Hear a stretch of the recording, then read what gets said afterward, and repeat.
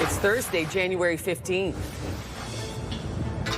School buses canceled across the region as a snowfall warning is in effect from Environment Canada.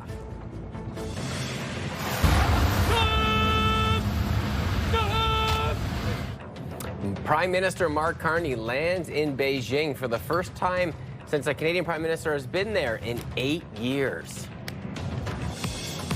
Is it better that he ends up with a $70 fine, or is it better that he ends up with a $700 plus bill at the mechanic at the end of the day? That's for him to decide.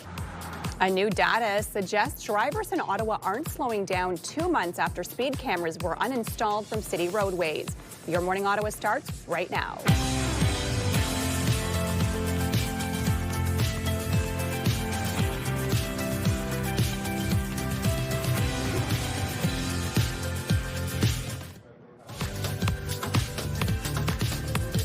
Good morning and welcome to CTV, Your Morning Ottawa. We have to talk about a lot of snow coming down here. I'm Rosie Edda. I'm Will Aiello. And I'm Melissa Lamb. As a snowstorm moves across eastern Ontario, parents will need to find another way to get their kids to school.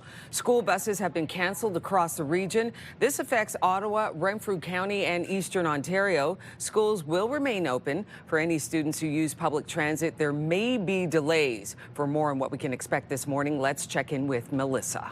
We have a yellow warning issued by Environment Canada, and this is where the snowfall warning is in effect. It's for us here in Ottawa. It does extend through Cornwall, Hawkesbury, right down through Brockville and areas along the 401, as well as out in Bancroft and Smiths Falls. So we are expecting 15, upwards of 25 centimeters of snow in the forecast. Most of the heavy snow this morning into your early afternoon. Blowing snow will also be a factor as well, as we are seeing very intense wind gusts. So this is what we're seeing right now in our satellite radar. It started to snow just around 3 o'clock this morning, and it will continue to snow throughout your drive-in. We'll give you the full forecast details in a few minutes. Will. Thanks, Melissa. Well, residents in Ottawa will soon be the owners of a brand new landfill. Council voting to go ahead with the purchase of the East End site. Council voted 20-5 to move forward with buying the 192-hectare planned private landfill that's owned by Taggart Miller Environmental Services. But until the sale is final, Council is bound by a confidentiality agreement. I didn't think this process was fair for residents. I have concerns with the acquisition itself. Whoever owns it is going to have to ensure the protection of groundwater, the protection of the environment. By the end of March, we should have more details when staff report back to Council, but this is just part of the solution to ease pressure on the Trail Road dump. Mayor Mark Sutcliffe says the city could still build an incinerator. Kindergarten registration is now open in Ottawa, but some families say they are still waiting for clarity regarding the future of their schools. Some have stopped accepting new students. This as the Ottawa Carleton District School Board moves ahead with the elimination of alternative schools and middle French immersion. That's what you start to worry about when you start seeing an empty school. What's the board going to consider for what's going to happen next to the school? We love First Avenue as a school. I would love to keep my son there. But I'm really uncertain about the future viability of the school if we don't have French immersion. In a letter sent to parents in December, Education Director Stacey Kay says the board is working through overcrowding and long-term planning for the future use and boundaries of the alternative school sites, along with a timeline. A Canadian Prime Minister is back on Chinese soil for the first time in almost a decade.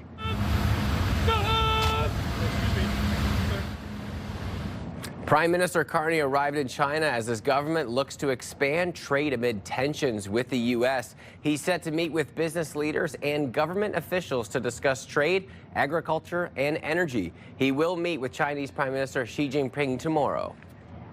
A plan to build 4 high-rise towers could change the skyline in the city's East End. A developer has submitted an application to the city to build 4 high-rise towers on Tweddle Road at Jeanne d'Arc Boulevard near Petrie Island. The towers would range between 24 and 32 stories and would have more than 1,200 units in total. The buildings would have commercial businesses on the ground floor, and there would be a pedestrian plaza with underground parking spaces. The site is located within 300 meters of Trim Station on the O Train East Extension, and the towers would look over the Ottawa River. The plan would still need to be approved by a city committee and council. Concerns are being raised about the city's aging infrastructure after a water main burst twice on the same day. It does call into question the age of water infrastructure. At what point do we renew it before we have these types of breaks? The pipe on Baseline Road failed just hours after repairs, jamming up traffic along the busy east-west corridor near Fisher. That pipe is now fixed. There were a rash of broken water mains over the Christmas holidays. The City of Ottawa says the overall water main system is in good condition. An Ottawa man is facing charges after a human trafficking investigation in the capital. Police say a female victim came forward in November about alleged offenses that took place between 2022 and 2024. 25-year-old Lakiel McCarthy is facing multiple charges, including trafficking in persons under 18, advertising another person's sexual services, and sexual assault. Investigators believe there could be other victims and have released his photo. They say he used several aliases, including Lucky, Lucky number 13, and 13. Canadian Heritage has announced the lineup and programming for Winterlude. The Winter Festival will be making its grand return to Confederation Park for the first time since 2018. This year, that's where you'll find the ice sculptures instead of Spark Street. Snowflake Kingdom will be back at Jacques Cartier Park in Gatineau, as will activities in the Byward Market. And a huge win for the Sens last night. 2-on-1 for the Senators. Brady Tkachuk keeps shoots. Scores! That's our captain, Brady Tkachuk, scoring his second 100th career goal. They took a bite out of the Big Apple's New York Rangers, finishing the game with a final score of 8-4. And you know, kind of a couple back-to-back wins there. Of course, facing the Canucks, who were last in the league, and the Rangers, who weren't far behind. But a couple of wins, I think, is good for some momentum with the team, right? Very good. Yeah. You know what? I was upstairs at TSN, and they're cutting a piece together, and all I hear is score, score, score, score. I go, oh, it was a good night for the Sens. Right. No doubt about it. Yeah, I said, got to play that 8 times this morning. As long as we're the ones scoring and not getting scored on, go. right? Yeah, no, that's when Dean Brown goes, scores. No. Yeah. Well, we have a lot of snow on the way, so there is a snowfall warning in effect. This was issued by Environment Canada. Pardon me. This is what we're seeing right now on our satellite radar screen. So it started snowing just around 3 o'clock this morning, and it's going to continue to snow throughout the day ahead. We are expecting that snow to be the heaviest this morning into your early afternoon. So most of the heavy snow we will see from now right through until about 3 o'clock, 4 o'clock. That's when it will slowly begin to taper off, but still some light snow in through our evening hours. It's around midnight tonight that it will begin to taper off even more. We will just see some scattered flurries into the overnight and early morning tomorrow morning, and then tomorrow it will completely clear out. But we do have significant snow on the way from this morning right through into your overnight, of course. And then we will get a little bit of a break for Friday afternoon. We'll actually get to see some sunshine, but there is a chance of scattered flurries both Saturday and Sunday. So we definitely have more snow on the way in through the weekend. Here is our snowfall warning. So this is a yellow warning issued by Environment Canada. We're expecting 15 to 25 centimeters of snow. Blowing snow will also be a factor, and you can see it is an extensive region. It doesn't cover the valley, but it covers Ottawa, Hawkesbury, Cornwall, Smith Falls, Brockville, Kingston, Belleville, and Bancroft. So areas along the 401 also affected by the snowfall warning. How much snow are we expecting here in Ottawa? Our models are showing that over the next 24 hours, we're expecting just under 25 centimeters of snow, but more than 20. So we're expecting about 22.5 centimeters of snow here in Ottawa, around 16 for Kingston and 10 in the valley. That's why they don't have this snowfall warning. They won't see as much snow as we will see here in the city. On top of all the snow, cold conditions. So the mild weather is over. It's cold out there to start things off. We are sitting at -11. Does feel closer to -19 this hour with that wind chill. So icy out there on top of the snow that we're starting to see this morning. So keep that in mind. There's a layer of ice under the snow that is falling on the ground right now. -15 in the valley, -11 in Trenton, Kingston, -6 out in Brockville. We're also seeing intense winds, so blowing snow will be a factor this morning, especially early this morning into your early afternoon. We're seeing these northwest winds gusting 20 up to 40 kilometers an hour, so we will see blowing snow this morning. As you see, as we progress into the day ahead, the winds will begin to calm down, so blowing snow won't be as much of a factor on your drive home as it will be on your drive into work. If you are heading out to school today, of course, we want to make sure you have all your winter gear because it is going to be a cold day ahead.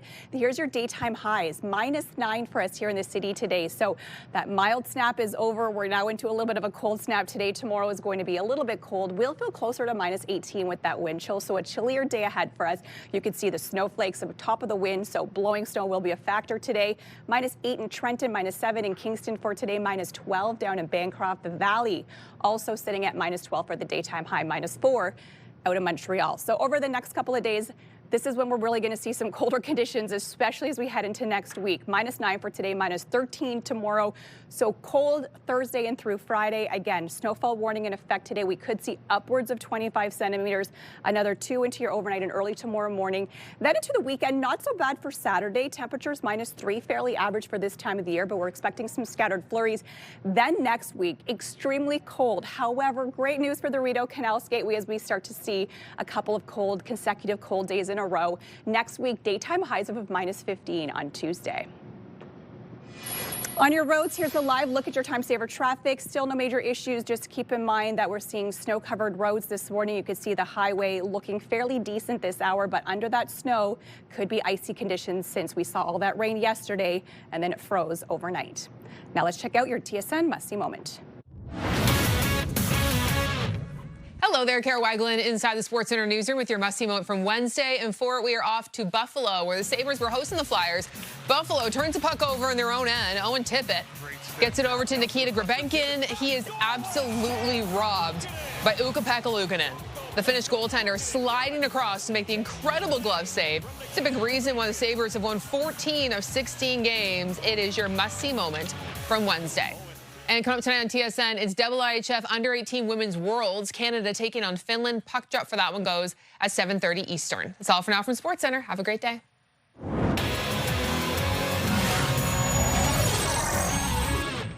Coming up on Your Morning Ottawa. Is it better that he ends up with a $70 fine, or is it better that he ends up with a $700 plus bill at the mechanic at the end of the day? That's for him to decide. 2 months without speed cameras in Ottawa, and new numbers suggest drivers are back to their old ways. More on that just ahead. Here's a live look through our Centennial Glass Skycam. We've got a yellow alert in terms of snowfall today issued by Environment Canada. You are watching Your Morning Ottawa. We'll be right back.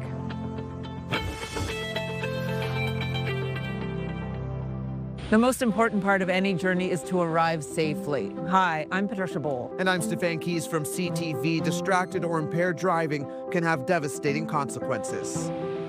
Hey, it's Ashley. And Gord from Ottawa's Pure Country 94. Always plan for a designated driver, and please keep your phone down. Everyone can help keep communities safe. Drive safe. Brought to you by the Ottawa Safety Council. For more information on road safety programs and services, visit ottawasafetycouncil.ca.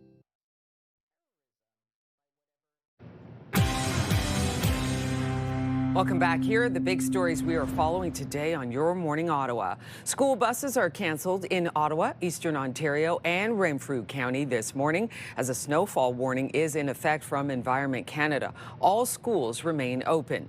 The City of Ottawa has purchased a new landfill in the East End. Terms of the deal are confidential, but officials hope it will ease pressure on the Trail Road dump. And programming is out for Winterlude, including a grand return to Confederation Park for the first time in a year. Now, a check on the forecast. Well, snowfall warning remains in effect for the greater Ottawa area, potentially up to 25 centimeters. We're already starting to see that precipitation fall out on the roads, definitely affecting our visibility out there. The snowfall will continue throughout the day into the evening hours. Roads are expected to be extremely slippery. Melissa will break down the full forecast coming up shortly. Let's take a look at the roads at this hour. We can already start to see the accumulation of the snowfall out on the roads. They're not looking too bad right now, but with the mild temperatures we've seen over the last couple of days, and now a little bit of a quick freeze with the snowfall, we could see that black ice underneath. So slippery conditions possible, so continue to take your time throughout the day.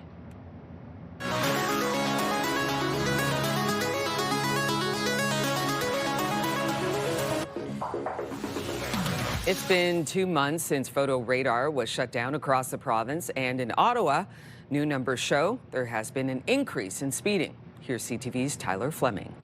The cameras are gone.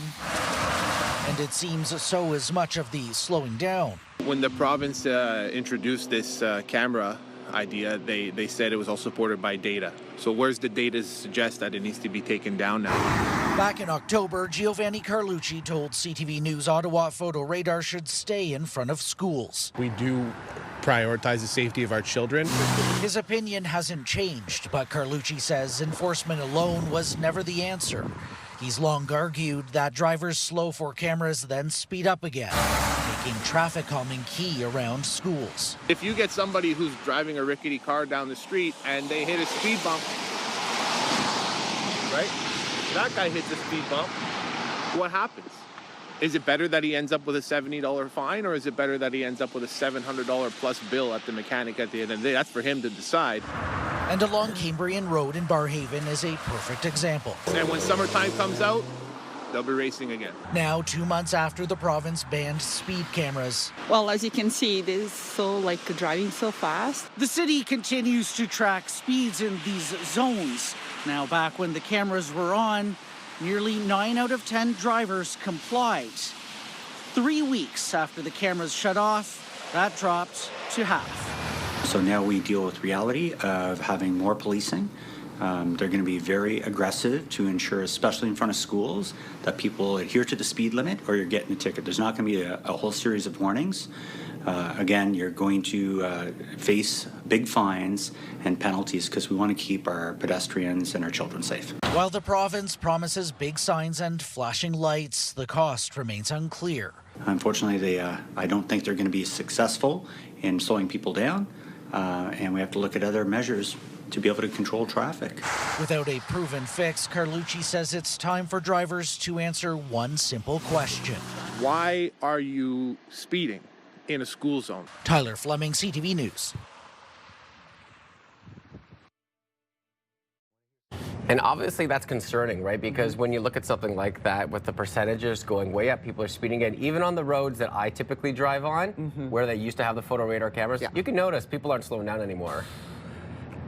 Take your foot off the gas, slow it down, especially around those school zones. Very important. Yeah, I know. We got to make attention. sure everyone's being safe, right? And that's going to be our topic of conversation with Bill Carroll from the Morning Rush on News Talk 580 CFRA. So, Bill, taking a look at that, and when we look at the statistics, I know that the measures aren't in place quite yet, but it is alarming at this time. What are your thoughts? Well, I think it's pretty important that the other measures are not in place yet. We can't really judge what's happening until we see what happens once we put up the signs and the flashing lights and traffic calming measures. I think it's a number that's largely irrelevant right now. So, yes, okay, a few more people are speeding, to be expected. If it tells us anything, it probably tells us we should have been more ready to put those other things in place before we took out the cameras, right? We got a little ahead of ourselves taking the cameras out without doing the other things. But you know, I'm not a fan of these cameras in the first place, red light cameras, because they don't punish drivers. They just fine owners. Sometimes they're the same people, sometimes they're not. And if you have the money to afford it, it's not much punishment at all. So I would like to see us, once we get the other traffic calming measures in place, if people continue to speed through community safety zones, we need more enforcement on the spot. People need to be caught. Drivers need to be punished. And I say we increase the fines and the demerit points until it brings people into line. That's what we need to do.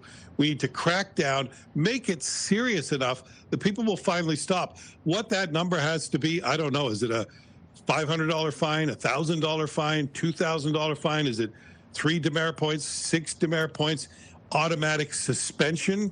Whatever it takes, I'm in favor of that. I'm not here saying people should be allowed to speed through community safety zones.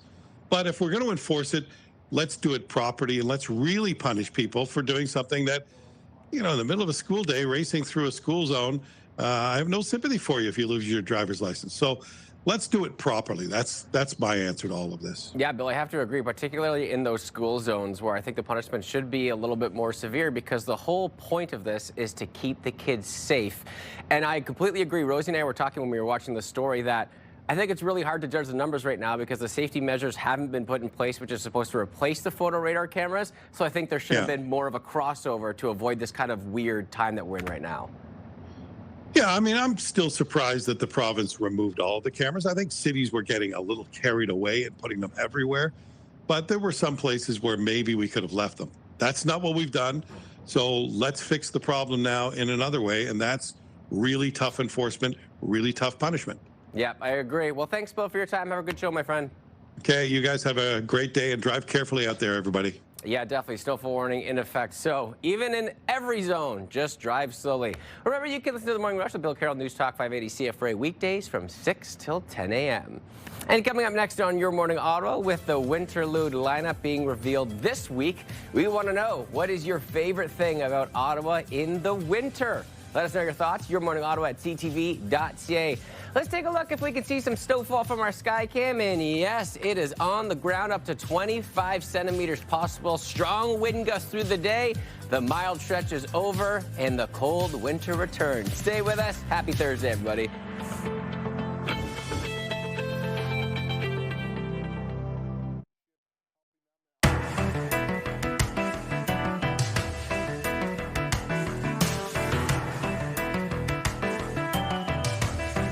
Today on Your Morning Ottawa, we want to know your favorite thing about winter in the capital. Let us know your thoughts. Email us at yourmorningottawa@ctv.ca. Favorite thing? Yeah, I think there's so many things. I think we do winter well here in Ottawa. Like, for someone who doesn't overly love winter months, it's no secret at this point that I love the winter. I do love living in Ottawa. It makes it enjoyable for me. We have the ski hills. We have the Rideau Canal Skateway, which, I mean, is an icon. It's a legend. I mean, this thing is absolutely gorgeous. And having grown up in Ottawa as a kid, I remember skating this with my parents and my family as a little girl. And I can't wait for the day that I get to bring my own kids here. We're hoping it will be this year. Last year, they weren't quite ready, but now we put them in skating lessons. So I'm hoping this year is the year. I think it's the year. Yeah, I think so too. I think they're going to be good. They got the lessons going on. You got the parents who've got the skates that the skills. Oh, yeah. I think it'll be a great, great time for that. I'll piggyback that and just say the outdoor rinks as well. There you go. That means you get to play hockey out on there too. So much fun. All right, we're going to be hearing from you later on in the show. We're asking, what is your favorite thing about winter in Ottawa? Send us your comments at yourmorningottawa@ctv.ca.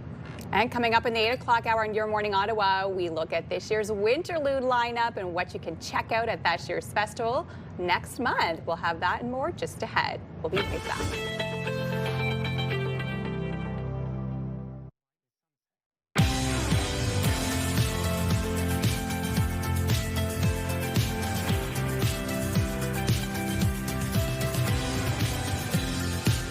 Good morning. Come on in. Thanks so much for starting your day with us. I'm Rosie Edda. I'm Willa Yellow. And I'm Melissa Lamb. A winter storm is expected to disrupt travel across eastern Ontario this morning, as Environment Canada has issued a snowfall warning. That has also led to the cancellation of school buses.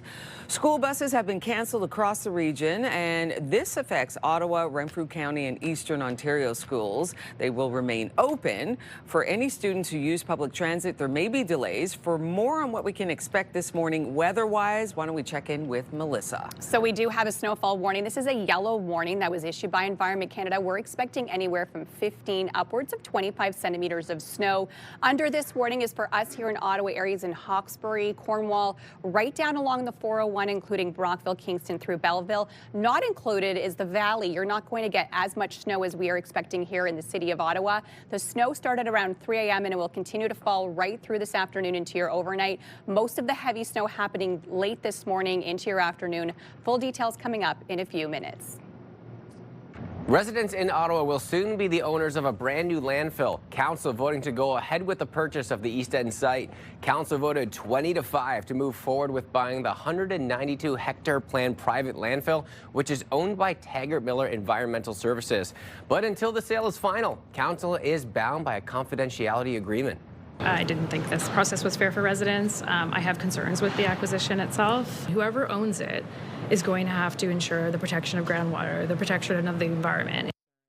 By the end of March, we should have more details when staff report back to council, but this is just part of the solution to ease pressure on the Trail Road dump. Mayor Mark Sutcliffe says the city should still build an incinerator.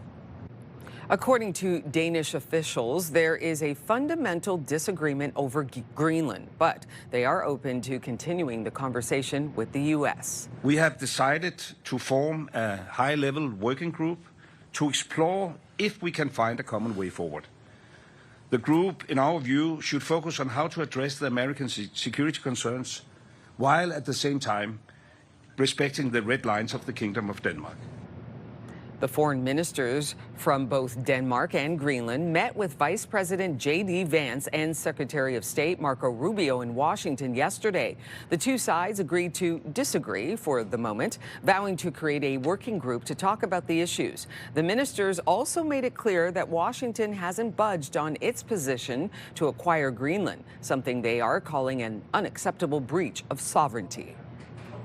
In neighboring Quebec, residents learned that they will be getting a new premier. Francois Legault says that he is stepping down. The move comes as his party continues to drop in the polls. Legault's CAQ have formed two majority governments since 2018. He will remain in his role until the party chooses a new leader. Quebec's next provincial election is in the fall. And Ontario Liberal leader Bonnie Crombie has officially resigned from her role effective immediately. The former mayor of Mississauga won the Liberal leadership race in 2023. However, in last year's provincial election, her party finished third and she failed to win a seat. Last September, Crombie had said that she would step aside when the party chose a new leader, but there is still no timeline for a leadership contest. More than a dozen Ottawa organizations have made their pitch for funding in the lead up to the province's next budget. Among the submissions, a call from the Queensway Carleton Hospital to fund new AI healthcare tools. They say other institutions across Eastern Ontario would be able to tap into the funding as well, and it would model tech each already in use at Sick Kids in Toronto that has seen wait times drop significantly. But using artificial intelligence, they're able to take numbers that are recorded from nursing staff, like your blood pressure, the rate that you're breathing, your pulse rate, and predict using predictive analysis which changes may well represent a sinister turn of events for that patient. The Queensway Carleton is also hoping to see funding set aside in Ontario's next budget to expand overall capacity.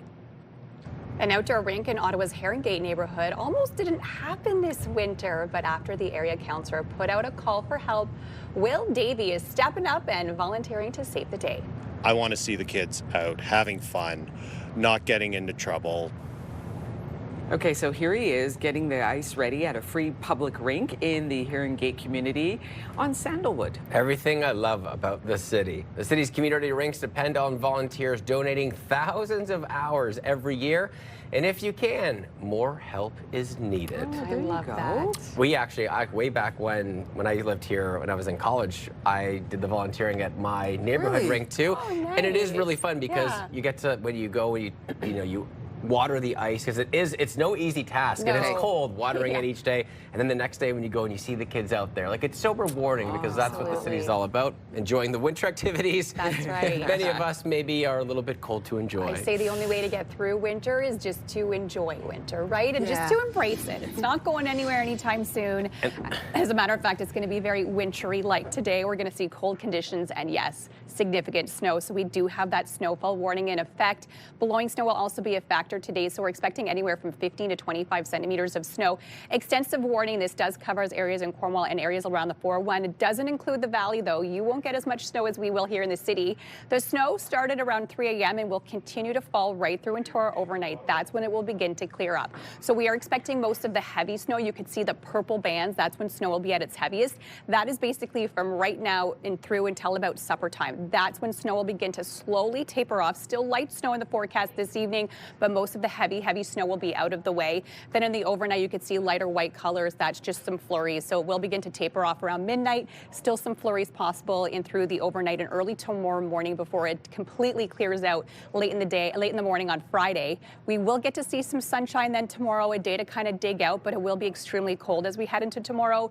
The weekend, then we're expecting more snow on the way. So Saturday and through Sunday, there is a chance that we could see some more snow. So ski hills are, of course, loving all this fresh powder in the forecast for us. How much snow? For us here in Ottawa, our models are showing about 22.5 centimeters of snow.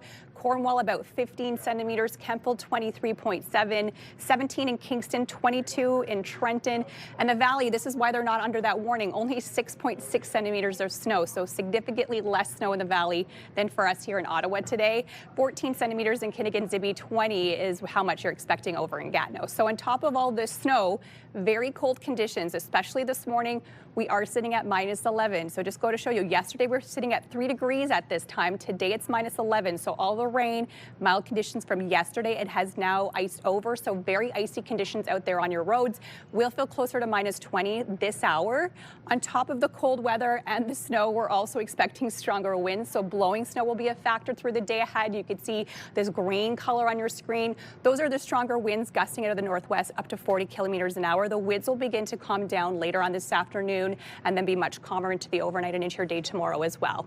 In your daytime highs today, a cold one below seasonal, minus 9 is the daytime high for today. We'll still feel closer to minus 18 throughout the afternoon hours. So very chilly temperatures on the way. Minus 12 is your high over in the Valley, minus 13 for Kinnigan-Zibi today, minus 4 is the high out in Montreal. So over the next couple of days, we definitely have some cold conditions on the way. No warm snap coming up. Minus 9 for today, minus 18 is the overnight low. Again, we're expecting all that snow on the way as we head into tomorrow. Minus 13, so very cold conditions on the way as we head into tomorrow.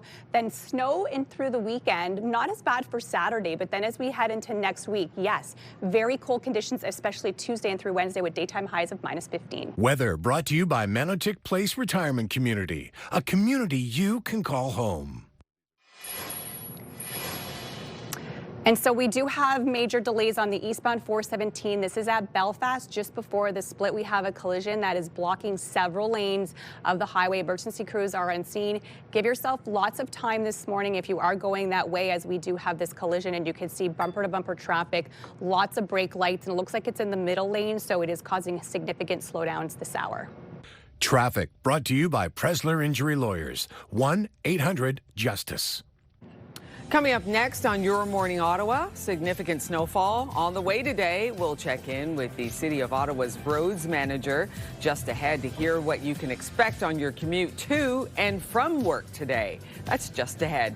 Here's a live look through our sky cam. You can see snow and the wind.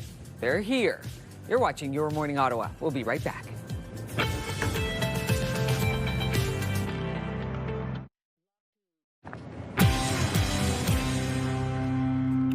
Welcome back, everyone. Here are the big stories that we're following today on Your Morning Ottawa. School buses are canceled in Ottawa, Eastern Ontario, and Renfrew County this morning as a snowfall warning is in effect from Environment Canada. All schools, though, will remain open. The City of Ottawa has purchased a new landfill in the East End. Terms of the deal are confidential, but officials hope that it will ease pressure on the trail road dump. And programming has been unveiled for Winterlude, including a grand return to Confederation Park for the first time in years. But we do have that snowfall warning in effect. Melissa, what are some of the details you can share with us? That's right. We do have a yellow warning issued by Environment Canada. We're expecting 15 up to 25 centimeters of snow. Included in this warning is Ottawa area, Hawkesbury, areas down along the Seaway, down along the 401, including Smiths Falls, Brockville, right through to Kingston, Belleville, and Bancroft. Our models are showing about 22.5 centimeters of snow. Now, most of this heavy snow will happen this morning in through your early afternoon, but we are expecting it to then taper off and overnight. Blowing snow also a factor with this system, as we're expecting stronger winds and cold conditions. A daytime high today of only minus 9. On your roads this morning, expect major delays on the eastbound 417. This is at Belfast. Just before this split, we have a collision there, and that is blocking several lanes of the highway. Give yourself lots of time if you are going out that way this morning. And let's bring in City of Ottawa Roads Manager Bryden Deniers for more on the road conditions this morning. So we saw a major collision already. How are road conditions so far this morning? Good morning, Melissa. Definitely, as you saw in the picture there, the snow has started and most roads are snow covered right now. And all our crews are out trying to get some salt down and doing some scraping on the roads as well. And how do you deal with a system like this? Because yesterday was so mild, we saw rain and then icy conditions overnight. So obviously it's going to be slippery under all that snowfall. It was, yeah. We definitely had a bit of a flash freeze yesterday evening. Our teams were out working on spot salting, icy spots. We're still doing some drainage work as well to get some of that water ponding off of the roads and sidewalks. and then really switching from that operation to working this storm event here now. So crews will definitely be out all day working on sidewalks, winter cycling network, as well as our roadways. Our models are showing about 22.5 centimeters of snow. How long will it take for you to completely dig out from a system this large?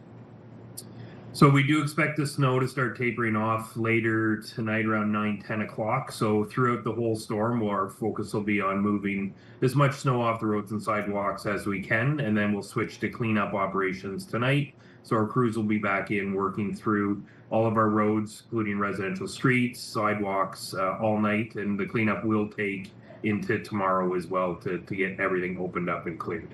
And a message to commuters this morning? Take your time. Traffic is building up already. It will be a slow commute. Our teams are out there working, but when there is a lot of traffic, we are stuck in traffic as well. So anybody that can make alternate arrangements to stay off the roads would be a huge help for us today. And will there be a parking ban in effect coming with all this snow on the way? We are going through that process right now to determine that. If we do have a parking ban, it would be a nighttime parking ban. But that'll be announced. If it is in place, it'll be announced in the near future here. Perfect. Well, thank you so much for joining us today. We appreciate you taking time out of your very busy day. Oh, my pleasure. Thank you very much.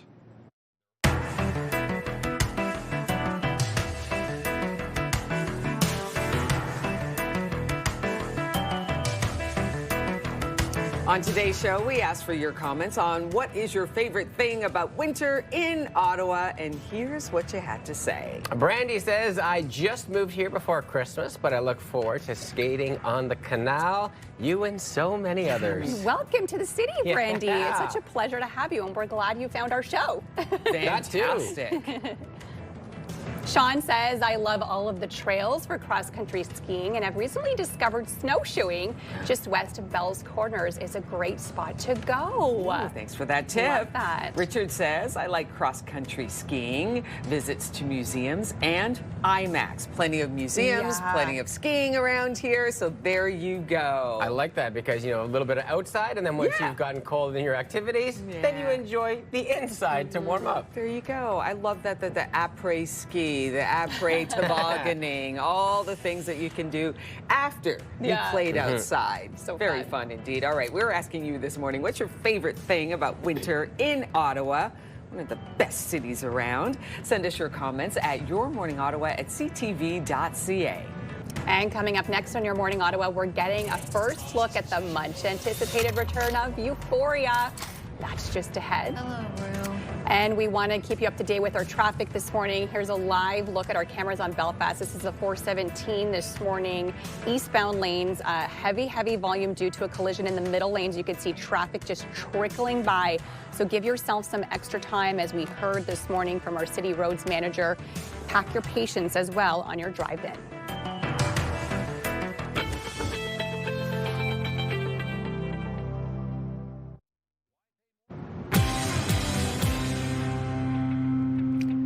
Time now for the Morning Fix, and HBO has set the date for the long-awaited return of its hit drama series, Euphoria.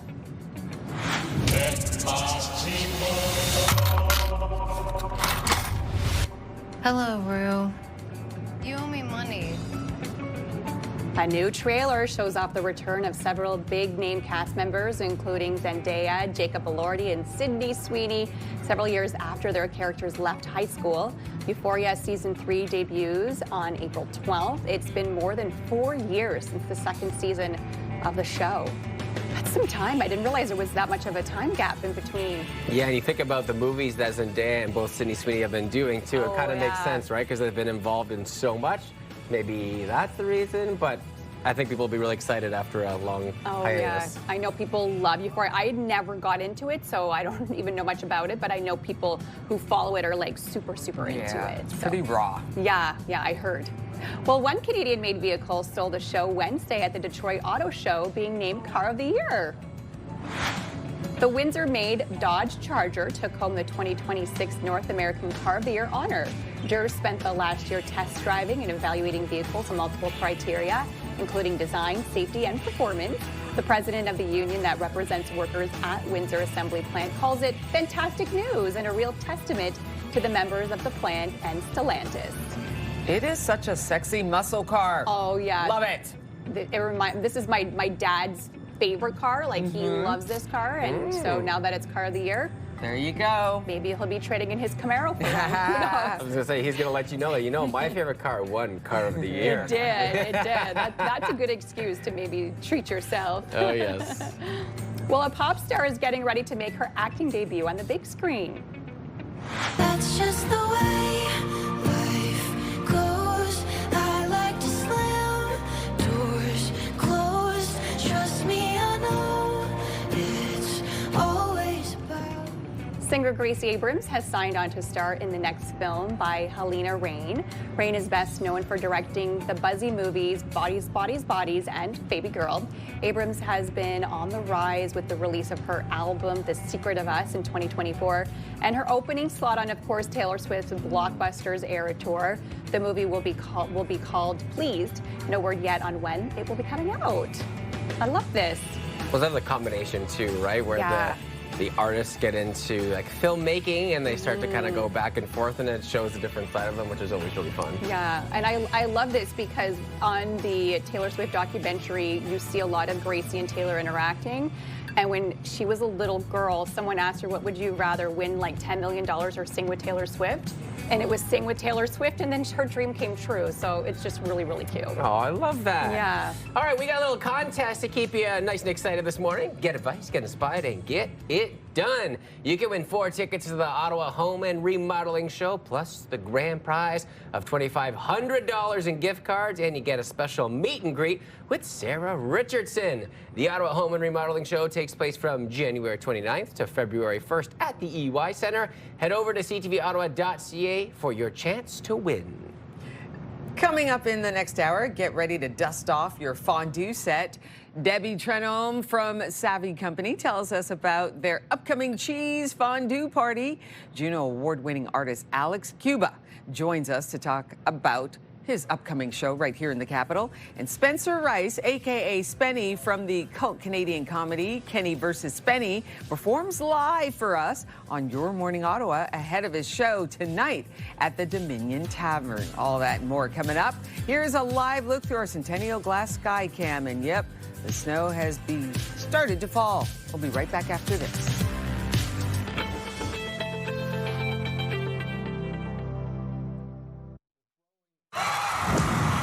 The National Capital Region is jam-packed with incredible experiences you don't want to miss. Hey, I'm Sneha Taylor, your iHeartRadio Weekender, powered by Barhaven Ford. Get the inside scoop on all the biggest and best events every Thursday, Friday, and Saturday on CTV, Move 100, Pure Country 94, TSN 1200, and News Talk 580 CFRA. iHeartRadio Weekenders is powered by Barhaven Ford, Ottawa's newest and largest Ford dealership, and Ontario's #1 Ford EV dealer. The National Capital Region is jam-packed with incredible experiences you don't want to miss. Hey, I'm Sneha Taylor, your iHeartRadio Weekender, powered by Barhaven Ford. Get the inside scoop on all the biggest and best events every Thursday, Friday, and Saturday on CTV, Move 100, Pure Country 94, TSN 1200, and News Talk 580 CFRA. iHeartRadio Weekenders is powered by Barhaven Ford, Ottawa's newest and largest Ford dealership, and Ontario's #1 Ford EV dealer. It's Thursday, January 14th. School buses canceled across the region as a snowfall warning is in effect from Environment Canada.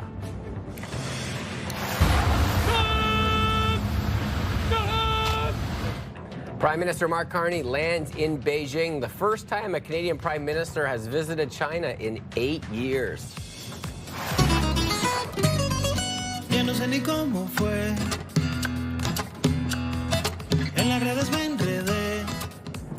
And Grammy-winning singer Alex Cuba joins us this morning ahead of his tour stop in the capital. Your Morning Ottawa continues right now.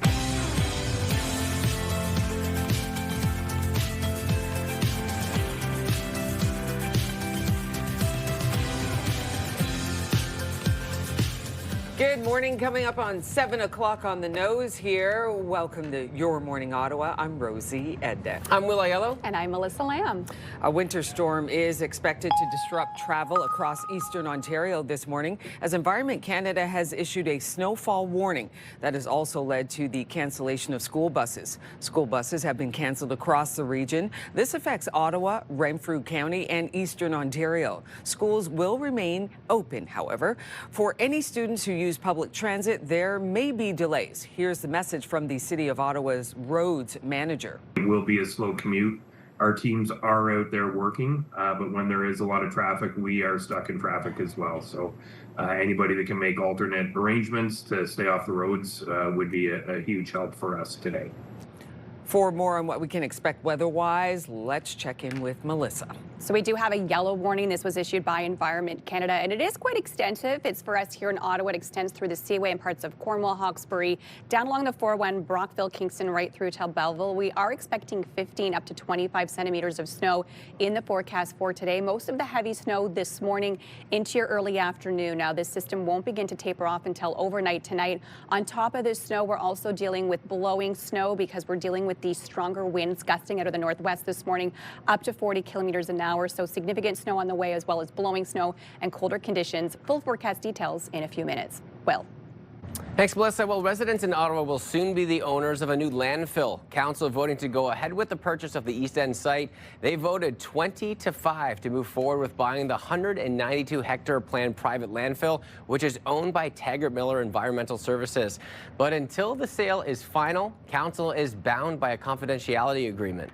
I didn't think this process was fair for residents. I have concerns with the acquisition itself. Whoever owns it is going to have to ensure the protection of groundwater, the protection of the environment. By the end of March, we should have more details when staff report back to council, but this is just part of the solution to ease pressure on the trail road dump. Mayor Mark Sutcliffe says the city could still build an incinerator. Kindergarten registration is now open in Ottawa, but some families say they are still waiting for clarity regarding the future of their schools. Some have stopped accepting new students. This as the Ottawa Carleton District School Board moves ahead with the elimination of alternative schools and middle French immersion. That's what you start to worry about when you start seeing an empty school. What's the board going to consider for what's going to happen next to the school? We love First Avenue as a school. I would love to keep my son there. But I'm really uncertain about the future viability of the school if we don't have French immersion. In a letter sent to parents in December, Education Director Stacey Kay says the board is working through overcrowding and long-term planning for the future use and boundaries of the alternative school sites, along with a timeline. A Canadian Prime Minister is back on Chinese soil for the first time in almost a decade.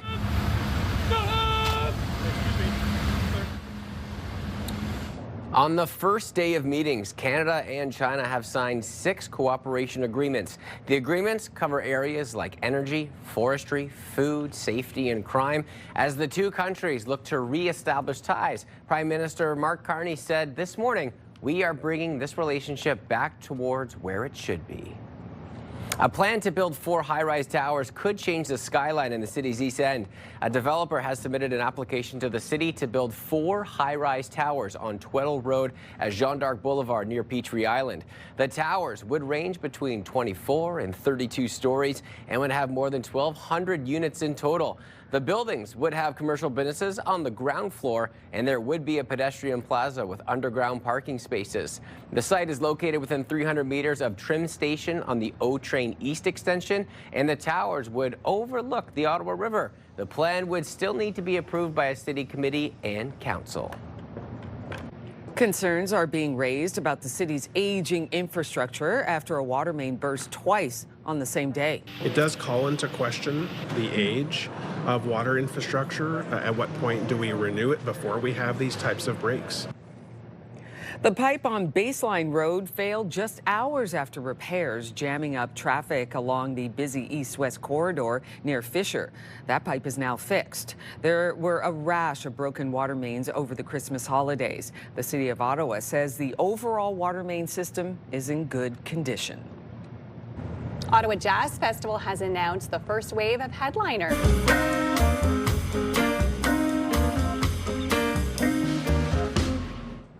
Yeah, there he is. Hollywood star Jeff Goldblum and the Mildred Snitzer Orchestra will be one of the main performers. The jazz band released its first studio album in 2018.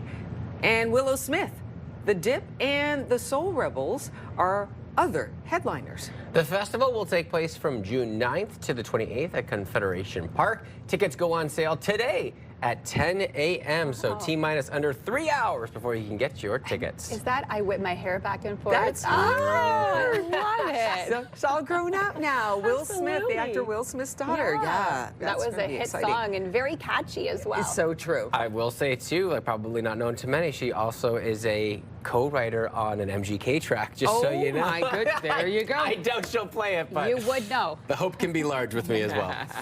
We do have your weather picture of the day today, and Pauline sent this in to us. It's our snow-covered bay on Roddick Lake over in Quebec. Weather picture brought to you by Box Me Up.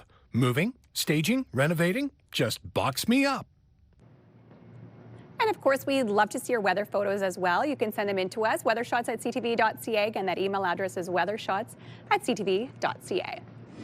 And of course, it is snowing out there. We started seeing that snowfall just around 3 o'clock this morning, and we will continue to see that right through until tonight. So most of the heavy snow happening this morning, those are the darker purple bands. So we will see that heavier snow this morning right through into your afternoon. It will begin then to taper off slightly around supper time. So we will see light snow from 6 o'clock onwards until about midnight. Then midnight is when things will taper off even more. We'll see some light flurries from midnight in through early morning hours tomorrow. The system will clear up by this time tomorrow morning, but then we have to get ready for more snow on the way and through the weekend. We will see a break as we head into Friday. Sunshine on the way for tomorrow afternoon, but then Saturday and through Sunday, yes, more snow on the way. So ski hills, of course, embracing this latest snap of all this snow and colder conditions on the way, which is great news for the Rideau Canal Skateway as well. We do have a yellow snowfall warning in effect. So yellow means moderate. It's the most commonly used one by Environment Canada, but we are expecting significant snow on the way, and it is quite extensive. It does go through Hawkesbury, Cornwall,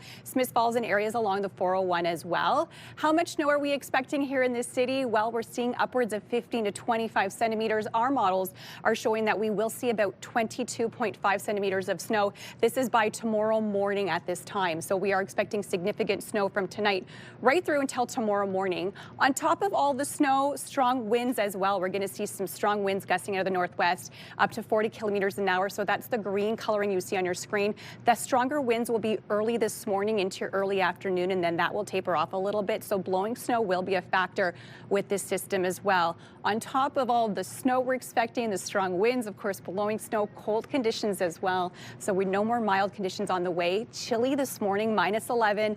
Does feel closer to -20 with that wind chill, and you can see pretty chilly across the region as well. So for kids heading out to school today, you'll have to dress warmly if you are going to school. Of course, we know schools are open even though buses are canceled. -9 is where temperatures will hover into the afternoon. We'll feel closer to -18 with that wind chill. So we do have a cold day ahead and more colder conditions on the way as we head into next week. Today, tomorrow, chilly. -9 is the high for today. -18 is the overnight low. Again, 25 centimeters of snow. What we could see by tomorrow morning. -13 is your daytime high for Friday. We will get to see a little bit of sunshine later on in the afternoon on Friday. Not so bad. It will actually warm up overnight Friday and be a little bit warmer for Saturday. A high of -3 into the afternoon. But again, all that snow on the way and through the weekend. Then next week, very cold conditions on the way, even though it will be nice and sunny. Tuesday and through Wednesday, daytime highs of -15 and -13. 7-day weather forecast brought to you by Davidson Hearing Aid Centers, celebrating over 80 years in family business. And okay, over the last couple of days, we've seen some milder temperatures. Now with the quick freeze and the snowfall warning in effect, slippery conditions out on the roads, something that everyone should be aware of right now. Expect some major delays on the eastbound 417 at Belfast just before the split. We have a collision there that is blocking several lanes of the highway. Emergency crews are on the scene, but give yourself lots of time if you're heading that way. The snow is really starting to accumulate in many areas, so give yourself some extra time throughout all of the roads. But if you can, definitely avoid it through the day today, any travel conditions, as it's only going to get worse as the day continues on. Prime Minister Mark Carney has touched down in Beijing. the first time a Canadian Prime Minister has landed in the Chinese capital in 8 years. And let's bring in CTV News political analyst Scott Reed to learn more about the high-stakes visit. Good morning to you. Morning. Okay, Scott, tell us, why is this visit so crucial for our relationship with China? Well, two reasons. First of all, with respect to China, obviously we've been in the deep freeze of relations diplomatically for almost a decade now. Security issues, IP being stolen, and of course, when our two diplomats were jailed unjustly. So on the one hand, we want to try to renew and emerge with a stronger relationship with China. But on the other hand, we're there because of the United States. We're there because of Donald Trump. Because if Donald Trump is going to say you can no longer count on the ability to sell into the largest market in the world, which is the United States, and naturally we got to start to look at other markets, and China is the second largest in the world. So that's why we're there. And Scott, you have been on a prime minister's visit to China 21 years ago with Prime Minister Paul Martin. That's true. And, you know, much like this trip, first we met with the Chinese premier, then you meet with the Chinese president, state dinner, a series of MOUs, but the conditions are so radically different. Prime Minister Carney is really having to thread a diplomatic and trade needle here, because we have a situation where we want to thaw relations with China. We want them to buy more of, say, our energy as an example, but we don't want to invite them in so closely that it creates security issues on the one hand, or triggers the anger and the ire of Donald Trump as we set to renegotiate Canada, U.S., Mexico free trade. It's an incredibly delicate balance that the Prime Minister is having to strike these 2, 3, 4 days. And as we heard, this is the first time that a Canadian PM has visited the country in 8 years, and a lot has changed since then. What do you think will be the primary topics of conversation between the Canadian and Chinese leaders? Let's start with what it won't be. In the past, there's been a tremendous amount of focus on human rights because China can be such an abusive state. Now, those concerns have not abated, and they will be posed. But the principal focus of this meeting, the principal focus of this visit, will be economic. It will be about trade. So issue number one, they have slapped 100% tariff on our canola, on a bunch of our agricultural products. Can we get, if not a complete diminution of them, some easing of the schedule of tariffs on that? And in turn, they want us to ease tariffs on EV vehicles. But this is a perfect example of the tensions I was talking about. Because if we were to reciprocate and ease in any significant way the tariffs on electric vehicles coming from China, that would cause both the Canadian auto sector to be very upset, and it would certainly send Trump into a tailspin. So again, the Prime Minister's gonna have to balance. What's the right exact measure? How much can you ease some of those tariffs without creating new economic and diplomatic and political problems? And how do you think they'll be factoring Donald Trump and the U.S. into their conversations? Hey, it's 2026.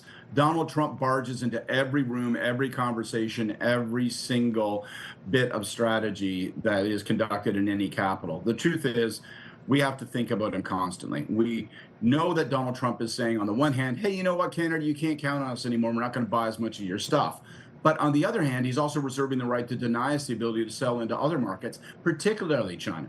So it's going to be a constant tension, as I mentioned. My guess is we'll see, today there have already been some memorandum of understanding, much to like advanced dialogue. I think when we meet with President Xi tomorrow, we'll see perhaps something closer to, let's begin a process of lowering tariffs, but do it gradually on a scale. So you show progress on the one hand, but not such an immediate thaw of relations that Donald Trump becomes threatened, angered, and therefore abusive.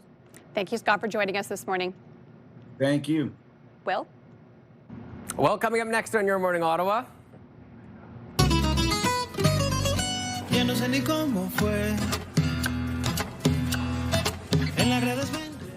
Now touring in support of his 11th studio album, Alex Cuba stops by as the National Arts Center is going to be his home for a brand new concert approaching very shortly. And we're going to be speaking with him, giving a little taste of what we can expect.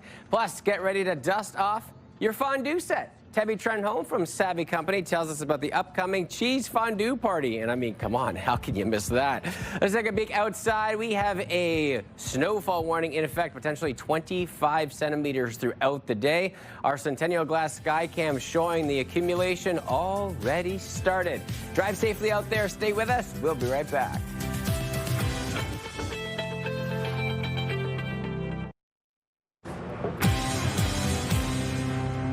Well, who's ready for some cheese fondue? Debbie Trenholm is here with Savvy Company, and this might be potentially the biggest dinner party you could have. Good morning to you, Debbie. Good morning. I love everything food-related, especially cheese, but before we even get there, can you please show our viewers your beautiful element and what it has written on there as we get a taste? Many have eaten, few have died in my kitchen. And that's what we want to hear, especially when I know that I'm going to be eating some foods with you today. Yes, exactly. Before we get into what we have here, can you tell me a little bit about the dinner party? Well, it is Canada's largest cheese fondue party. It's going to take place on Friday, January the 30th. And it's our 9th time hosting this party. Wow. Online. I love that too. So this is a virtual party, so you can be a part of it from anywhere that you want to do to get your fondue on. And get your fondue on all across the country. And so we actually have some family and friends who are in different cities, all have booked their spot to participate, and then join us on Zoom and eat the fondue. We send out the fondue box, which has some fondue, which is made in Quebec by a fromagerie called La Station. And it's fantastic. Organic cow's milk, blend of cheese, which is exclusive for us because it has pink peppercorn grated in at the very end. Also in the box, you get 3 bottles of Ontario wine, one from Prince Edward County, a Bubbles to start because it's a party after all. Of course. A delicious white wine and a really neat red blend. And as part of this, you get to chat with the makers. The cheese maker and the wine makers actually are at the party online. I love that. And, you know, 1 bottle's not enough. Of course, we need the 3 bottles. We need all the choices as we're cooking, because that's what makes it fun. So what do you got with us today as we get there? Well, why don't you get dipping? Because it's a fondue event.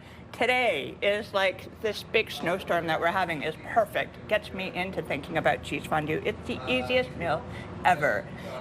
All you have to do is take the ready-to-melt cheese fondue mix, warm it up in a pot, transfer it into your fondue pot, and then have all kinds of different cooking or dipping ideas. Fresh baguette.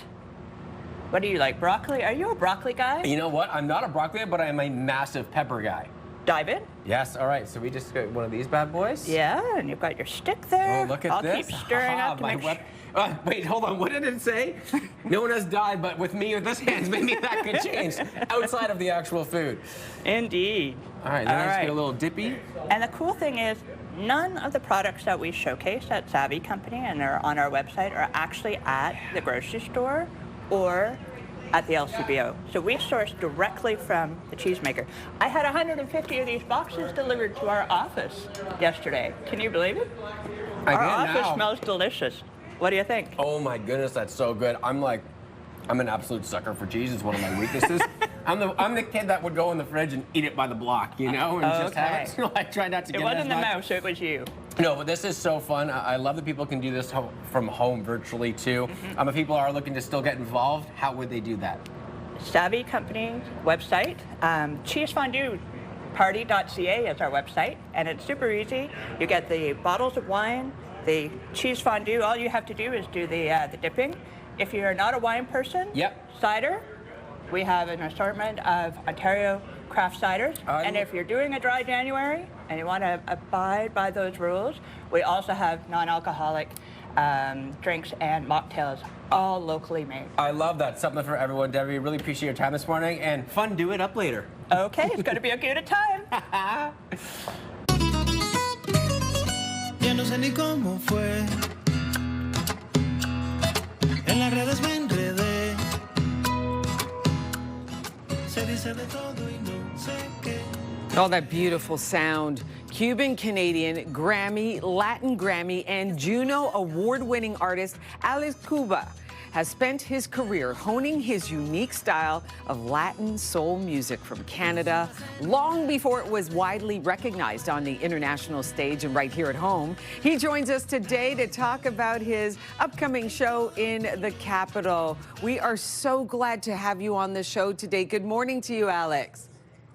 Good morning, Rosie. How are you? I am doing so well. Alex, I just can't help but think about you. All those years ago, like 1999, when you immigrated to Canada, and here you are, 2026, all those years later. Could you have imagined that your career would have taken off the way it has? No. That was absolutely impossible for me to imagine that, and I'm going to tell you why. I began to sing in Canada. Canada allowed me to somehow discover my voice, and I am forever grateful for that. Yeah, you've said before that Canada has really inspired your music, the way that you blend the two, Latin music, soul, and your Canadian experience. Tell us about that. Well, the truth is that right from Cuba, I was, since we are so close to the United States and stuff like that, American music is normal in Cuba, Yeah. I discovered jazz music when I was around 14. Also the electric bass. I fell in love with the electric bass. And I started, really poking at different styles of music, not only Cuban music. And so when I came to Canada, what it felt to me is that, all of those influences that I acquired throughout the years, while I was growing up or whatever, they somehow started to become real, Okay. And Canada was allowing me to explore them in the search of my own sound.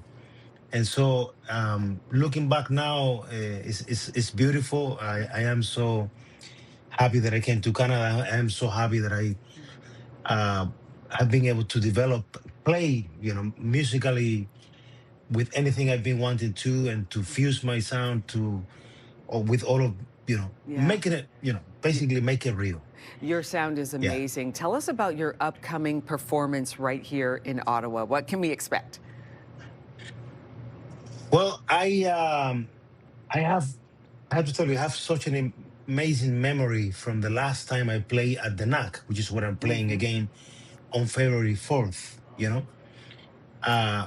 I remember being, and I hope this is not the case this time, but I remember being the coldest night of the century. Oh, a few years. It was like minus 43. But I tell you, inside that theater, time didn't go by. And nobody felt cold. It was probably one of the warmest nights of my entire career. I'm going to tell you why. Because that tour, just like the tour that I'm going to do now, was a solo tour. And, after the show, I had fans writing to me on social media telling me, I've seen you like 8 times, but that was my favorite show of yours. It was amazing. I've been, during the pandemic, I took a little, step in my career that I've been wanting to do for years, and that was to perform solo, because I focus on the songwriting. Yeah.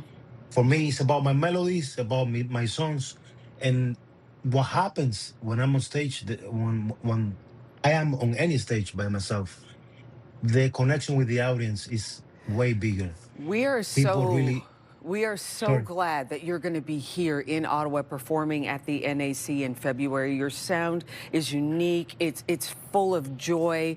It's so melodic and smooth. And we're so glad that you chose Canada to make your home. Thank you. Yes, thank you so much. Thank you very much. Musician extraordinaire Alex Cuba, thank you for joining us. And we'll see you in February at the NAC. Sounds great. Thanks a lot. Coming up on Your Morning Ottawa, want to make sure your home sells for top dollar? Taylor Bennett from the Bennett Property Shop breaks down what to avoid if you want to get the most from your property. That is just ahead. Taylor's standing by in Your Morning Ottawa Lazy Boy Lounge. We'll be right back after this short break.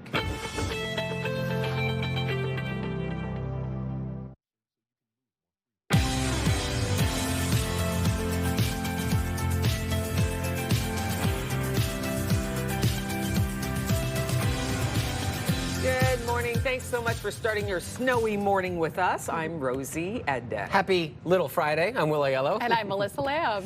A winter storm is expected to disrupt travel across eastern Ontario this morning as Environment Canada has issued a snowfall warning. That has also led to the cancellation of school buses. School buses have been canceled across the region. This affects Ottawa, Renfrew County, and eastern Ontario. Schools will remain open. For any students who use public transit, there may be delays. For more on what we can expect this morning weather-wise, let's check in with Melissa. We are expecting significant snow, most of the heavy snow early this morning into your afternoon, so the system won't begin to taper off until later on this evening. There is a yellow warning issued by Environment Canada. That is a moderate warning, and it does extend from Ottawa right through to Hawkesbury, areas along the Seaway in Cornwall, Smiths Falls, Brockville, and areas along the 401 as well. How much snow are we expecting? 15, upwards of 25 centimeters of snow. That's from this morning right through until tomorrow morning at this time, so we are expecting significant snow. It started around 3 a.m. this morning, will continue to snow right through until your overnight and begin to taper off around 9, 10 o'clock tonight. Full details coming up in a few minutes. Will. Thanks, Melissa. Definitely need to drive carefully this morning. Well, residents in Ottawa will soon be the owners of a new landfill. Council voting to go ahead with the purchase of the East End site. Council voted 20-5 to move forward with buying the 192-hectare planned private landfill, which is owned by Taggart Miller Environmental Services. But until the sale is final, Council is bound by a confidentiality agreement. I didn't think this process was fair for residents. I have concerns with the acquisition itself. Whoever owns it is going to have to ensure the protection of groundwater, the protection of the environment. By the end of March, we should have more details when staff report back to council, but this is just part of the solution to ease pressure on the trail road dump. Mayor Mark Sutcliffe says the city could still build an incinerator. Tensions are high this morning in Minnesota after another shooting involving an ICE officer. This one comes 1 week to the day since the fatal shooting of protester Renee Good that sparked nationwide protests. The Department of Homeland Security said a Venezuelan immigrant fled in his vehicle during a targeted traffic stop and then crashed into a parked car and fled on foot. During the arrest, 2 other individuals allegedly attacked the officer with a snow shovel and a broom handle. Minnesota officials are now calling for peace in the streets while also demanding that ICE leave the city. According to Danish officials, there is a fundamental disagreement over Greenland, but they are open to continuing the conversation with the U.S. We have decided to form a high-level working group to explore if we can find a common way forward. The group, in our view, should focus on how to address the American security concerns, while at the same time respecting the red lines of the Kingdom of Denmark. The foreign ministers from both Denmark and Greenland met with Vice President J.D. Vance and Secretary of State Marco Rubio in Washington yesterday. The two sides agreed to disagree for the moment, vowing to create a working group to talk about the issues. The ministers also made it clear that Washington has not budged on its position to acquire Greenland, something they say, and they are calling an unacceptable breach of sovereignty. During meetings in China this morning, Prime Minister Mark Carney said Canada is now entering a new era of relations. This sets the stage for these important discussions on a wide range of issues where we can be strategic partners. Prime Minister Mark Carney was welcomed by China's second and third most powerful officials. He is set to meet with President Xi Jinping tomorrow. Canada and China today announced 6 cooperation agreements covering areas like energy, forestry, food, safety, and crime. He will also be talking with business leaders from the oil, battery, and banking industries. In neighboring Quebec, residents learned that they will be getting a new premier. Francois Legault says that he is stepping down. The move comes as his party continues to drop in the polls. Legault's CAQ have formed 2 majority governments since 2018. He will remain in his role until the party chooses a new leader. Quebec's next provincial election is this fall. And Ontario Liberal leader Bonnie Crombie has officially resigned from her role effective immediately. The former mayor of Mississauga won the Liberal leadership race in 2023. However, in last year's provincial election, her party finished 3rd and she failed to win a seat. Last September, Crombie had said that she would step aside when the party chose a new leader, but there is still no timeline for a leadership contest. Have you ever wanted to go off the grid for a few days? Well, there's now a new app that might think you're dead if you do. Oh no. It's called Are You Dead? Okay. And it's for people who live alone. It's gone viral in China with surging downloads, prompting the company to introduce a subscription fee. The company behind it says it's designed to be a safety tool created for people who live alone. The app requires you to set up one emergency contact and send automatic notifications if the user hasn't checked in on the app for consecutive days. I can't get over the name. Are you dead? Oh my gosh. Right? Knock, knock. Yeah. Are you dead? Like, what's going on here? Yeah. At least it's right to the point, right? You know what you're getting when you download the app. Yeah, absolutely. Oh my goodness. Think a weather app's more efficient for today? Yeah, but we don't need a weather app because we need Melissa Lamb. Yes, exactly. What we're seeing in our skies right now is all that snow. This is our satellite radar. Of course, we started to see that snowfall just before 3 o'clock this morning, and it's continuing to fall. Blowing snow also a thing this morning as we're dealing with these stronger winds. The heaviest snow will be this morning. So this morning into your early afternoon, that's when we saw these bands of purple. So that's when snow will be at its heaviest. It will begin then to taper off slowly by supper time. We will see a little bit light snow falling from the skies, and then by about 9-10 o'clock, that's when this system will begin to clear out. Still some flurries possible though overnight into your early morning hours tomorrow, but by this time tomorrow morning, this system will clear out. We will get to see a bit of sunshine in through your Friday. However, not quite done with the snow as we head into the weekend forecast. Saturday and Sunday, we are expecting more snow on the way, so it will be a bit of a snowy weekend and colder conditions over the next few days as well. How much snow are we expecting? Well, here's a good breakdown for us here in Ottawa.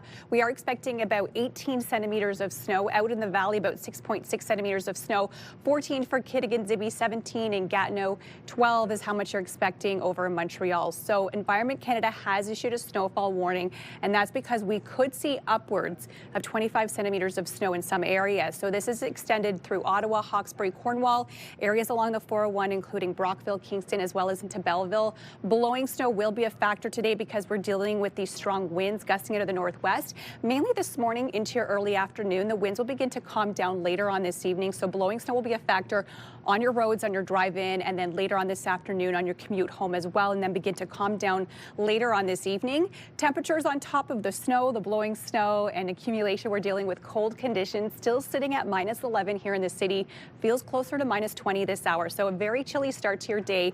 And for kids who do manage to get to school, even though we know that buses are canceled, if you are heading to school today, the recess, we are expecting heavy snow throughout the morning. Temperatures hovering around that -8 degrees. As we head into the afternoon, temperatures dropping slightly and be hovering around -9 later on this afternoon. So we're still expecting that heavy snow throughout the day ahead. Daytime highs today here in the city, we will be hovering around -9 throughout the afternoon. So -8 is our daytime high, but then late this afternoon, temperatures will really hover around -9. We'll feel closer to -18 with that wind chill. -12 in the valley, -8 out in Trenton, -13 for Kittigan-Zibi, and -8 is the daytime high in Mont-Tremblant. Very cold temperatures on the way as we head into next week. Tonight dropping to -18 after we're done with all that snow. Cold conditions overnight, chilly for tomorrow, a high of only -13 for Friday. It will then warm up into the overnight. Conditions will get slightly warmer overnight Friday. Not so bad for Saturday with a high of -3, but look at snow each and every day right through until next week, and middle of next week is extremely cold. And out on your roads today, especially with what we've seen over the last couple of days and what's happening right now, it is slow out there. Environment Canada reminding you to avoid travel unless it's necessary throughout the day today. The earlier collision that we brought to you eastbound 417 at Belfast has been cleared, but it is still causing major delays in that area. So if you do have to be out on the roads, give yourself lots of time if you're heading that direction. We are also seeing some buildup eastbound on the 417 beginning at Terry Fox until Bronson. Then heading west on the Queensway, it's moving slowly between Hunt Club and Parkdale. Then let's turn our focus to the 174 westbound. We're seeing delays starting at 10th line until the 417. Expect lots of snow throughout the morning commute, continuing through the day, even your commute home today. It is going to be slow out on the roads. Traffic brought to you by Presler Injury Lawyers. 1-800-JUSTICE. Imagine seeing two homes for sale on the same street, same size, same market, but one sells for tens of thousands more. Well, you don't have to imagine that. That is what is happening in today's real estate market. With housing inventory levels at their highest in 9 years, buyers are shopping around and comparing homes, which means sellers need to take extra care in the presentation of their home. Taylor Bennett is here this morning to tell us more about the 4 silent deal killers you'll want to avoid when putting your property up for sale. And good morning to you, Taylor. Good morning, Melissa. Okay, so we're seeing lots of things happening on the market right now. Yeah, a lot of inventory in the market right now. Now, it is subject to location. Some areas do have some still low inventory right now, so it's not the same thing across the city right now, but we do have a low inventory or high inventory situation for most areas. So buyers looking at, they basically have options. They can look at you, look at your neighbors, look at other homes in the area and compare them. And if your house is not going to stand out among those, they're going to eliminate those pretty quickly, and they're not going to put an offer on your home. Okay, let's talk about some no-nos, and one of them is having smells within your home. Smells are a huge one right now. It's one of the first things that people are going to notice when they walk into your house, of course, and it's one of the things tied closest with memory. They're going to remember your home for the way it smelled. Now, a lot of smells, you don't notice them whatsoever because you've lived in your house for a while. You become blind to it because, oh, that's the area I store my hockey equipment. That's the area my wet dog sleeps. You become blind to them. And of course, the new people coming into your house, they're not going to be blind to those at all. So you want to make sure you kind of get rid of those. Swap them out with some more, not too strong, overpowering smells, but some nice deodorizers, things of that nature. But you don't want to go overboard where that becomes an issue as well. Okay, smells, big indicator. Smells are a huge, huge one, of course. Huge. Okay, let's talk about clutter as well. Clutter is a big one, and that's one that I find a lot of people do struggle with. They realize, oh, I live in this house, it's my home, I have these little knickknacks, I have my photos, I have a lot of things that's personalized my home and made it mine, and they don't really kind of depersonalize it too much. I try to get people to really understand it's like working into a hotel. Walking into a hotel, it's obviously very lovely, it's clean, it's tidy, there's not too much clutter. It's not too depersonalized where it feels like you're walking into a hospital or a kind of a laboratory or something like that, but you do want to make sure you kind of your personal things are removed. The way I look at it, you're going to be packing up the stuff anyway when you do move. You may as well get a head start on it and make sure people can really imagine themselves in their place. Don't replace it with your own family photos and all these souvenirs or things you've picked up on vacations and things like that. Pack those away and make your house more of a blank slate for people to imagine themselves. Some great advice. Also, you say lighting. Let's talk about lights. Lighting is huge, especially this time of year. Of course, it gets dark around 4:30 or so, which is probably when most showings are going to be happening for your house. Evenings, weekends are probably the most popular time for showings, and lighting, of course, you want to make sure your house is seen properly. A couple things you can do to enhance your lighting, of course, is replace all the light bulbs to be the same. Some people have different colors light bulbs in different rooms, maybe even sometimes in the same lampshade they have different color lights in there, which can add a little bit of confusion for some buyers. And use light to light up areas of your house that maybe at 4 p.m. is going to be difficult for people to really kind of understand, especially putting string lights in your backyard along your fence to kind of highlight how big your backyard actually is, because people are probably not going to walk out there in the winter time, of course, so accentuate it there. And the darker areas of your house, put some floor lamps or cheap puck LED lights you can buy as well for a couple of dollars on Amazon to really make some of those dark areas more inviting, and people will look at your whole house. Perfect. Okay, last but not least, you say furniture flow and functionality. Yes, and this is another big one as well. We're not asking, of course, to replace all your furniture in your house. You have some older pieces, maybe you can't do too much with that, but just like the clutter issue, maybe you're not packing everything up with you, maybe you're going to be selling some things ahead of time, getting rid of them, but you want people to walk in there and kind of feel free to walk around. If they walk in and they're bumping into couches, they're bumping into chairs, they're going to feel like the thing is way too small, and even if your house is very big, they're going to feel like it's way too small. So you want to make sure you kind of really focus on that. Again, it's kind of like depersonalizing it, but it's really letting people kind of walking around and imagining what their life could be like in your house. And that's why realtors are so important, because you can help with all these items. Of course, because you become blind to it. The longer you've been in your house, the more blind you become to some of these issues, and the more trends change. So make sure you're on top of those. Awesome. Thank you so much for joining us, Taylor. And don't forget, you can listen to the Bennett Real Estate and Wealth Show with Marnie Bennett. It's on Saturdays at 1 p.m. only on 580 CFRA. Rosie. Thanks, Melissa. So coming up after the break, I'm here in the CTV Your Morning Ottawa Lazy Boy Lounge. And coming up after the break, we got Spencer Rice, a.k.a. Spenny, from the cult classic Kenny versus Spenny. Guess what? He's got a show tonight, and we're going to talk all about that performance and what we can expect. That is coming up after the break. I love this guitar. It's gorgeous. We'll be right back after the break. Here's a live look through our Centennial Glass Sky Cam. There you go. Snow's coming down. We'll be right back.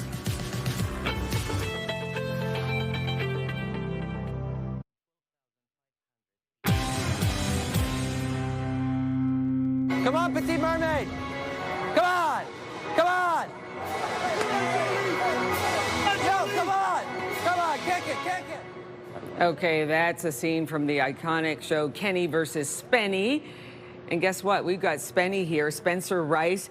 He's going to be performing later on today in Ottawa.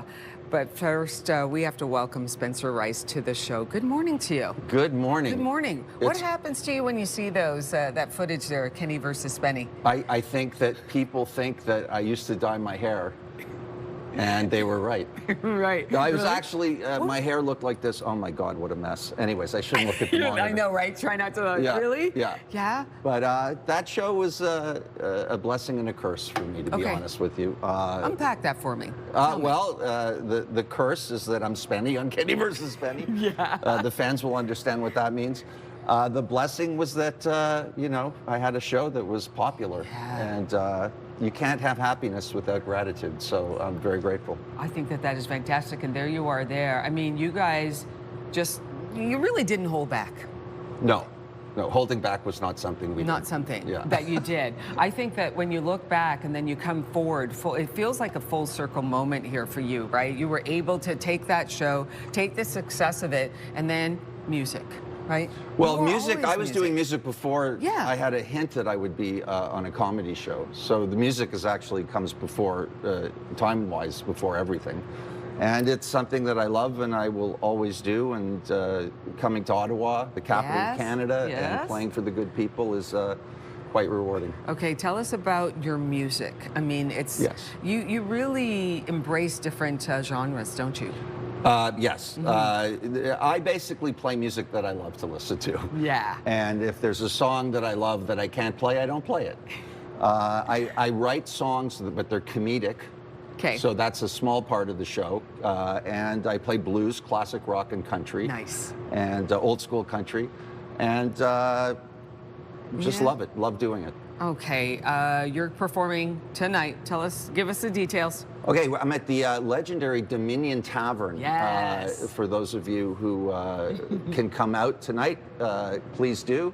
I know the weather's not great, but let's do it. Yeah. And I'll be playing music, singing my songs, singing other people's songs, and probably having a few beverages, I would think. Why not? Why not? Exactly. Yes. So I'm about to throw to you. You're going to perform for us here. Do I go Spenny or do I go Spencer Rice? No, Spenny. It's like Cher. Just the one name. Ladies and gentlemen, Spenny. All right.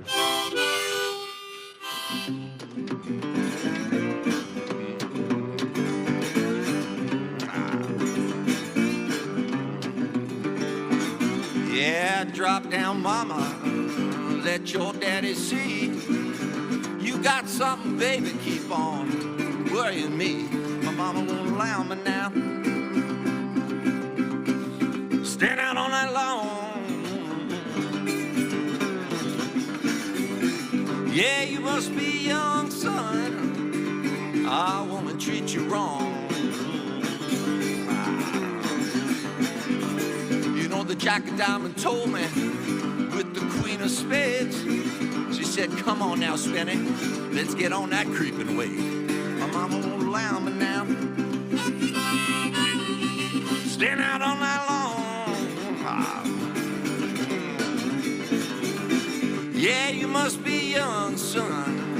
Our woman gonna treat you wrong. Yeah, our woman gonna treat you wrong, man.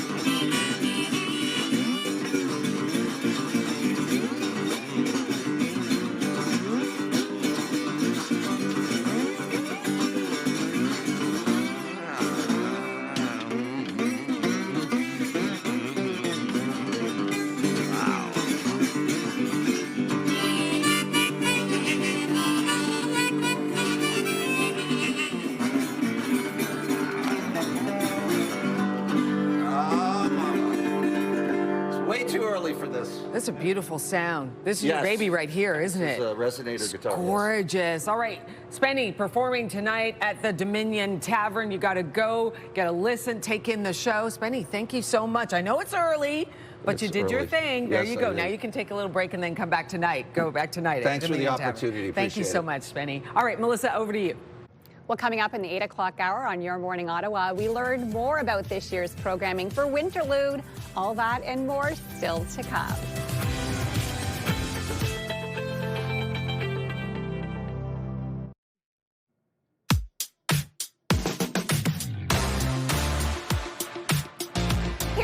milestone celebrations for today, and we have a happy first birthday. This is to Gabrielle. Oh, so sweet.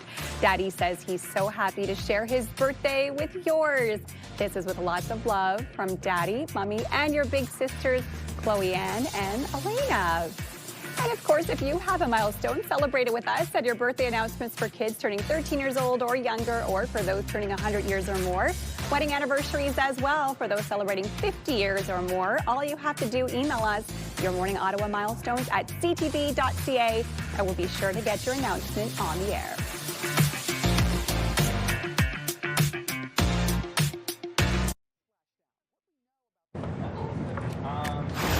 It's Thursday, January 14th. School buses canceled across the region as a snowfall warning is in effect from Environment Canada.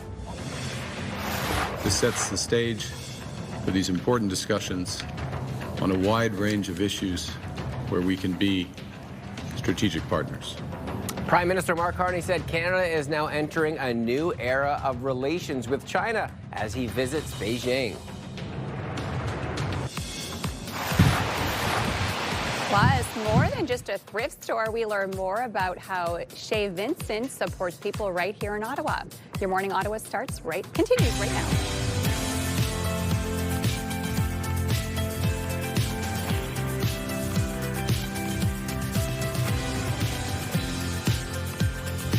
Good snowy morning. Happy Thursday. I'm Rosie Edda. I'm Will Aiello. And I'm Melissa Lamb. A winter storm is expected to disrupt travel across eastern Ontario this morning as Environment Canada has issued a snowfall warning. It will be a slow commute. Our teams are out there working, but when there is a lot of traffic, we are stuck in traffic as well. So anybody that can make alternate arrangements to stay off the roads would be a huge help for us today. Environment Canada says we can expect over 20 centimeters of snow in Ottawa today. School buses have been canceled, and anyone taking public transit can expect delays. Residents in Ottawa will soon be the owners of a new landfill. Council voting to go ahead with the purchase of the East End site. Council voted 20-5 to move forward with buying the 192-hectare planned private landfill, which is owned by Taggart Miller Environmental Services. But until the sale is final, Council is bound by a confidentiality agreement. I didn't think this process was fair for residents. I have concerns with the acquisition itself. Whoever owns it is going to have to ensure the protection of groundwater, the protection of the environment. By the end of March, we should have more details when staff report back to Council, but this is just part of the solution to ease pressure on the trail road dump. Mayor Mark Sutcliffe says the city could still build an incinerator. Kindergarten registration is now open in Ottawa, but some families say they are still waiting for clarity regarding the future of their schools. Some have stopped accepting new students. This as the Ottawa Carleton District School Board moves ahead with the elimination of alternative schools and middle French immersion. That's what you start to worry about when you start seeing an empty school. What's the board going to consider for what's going to happen next to the school? We love First Avenue as a school. I would love to keep my son there, but I'm really uncertain about the future viability of the school if we don't have French immersion. In a letter sent to parents in December, Education Director Stacey Kay says the board is working through overcrowding and long-term planning for the future use and boundaries of the alternative school sites, along with a timeline. A Canadian Prime Minister is back on Chinese soil for the first time in almost a decade.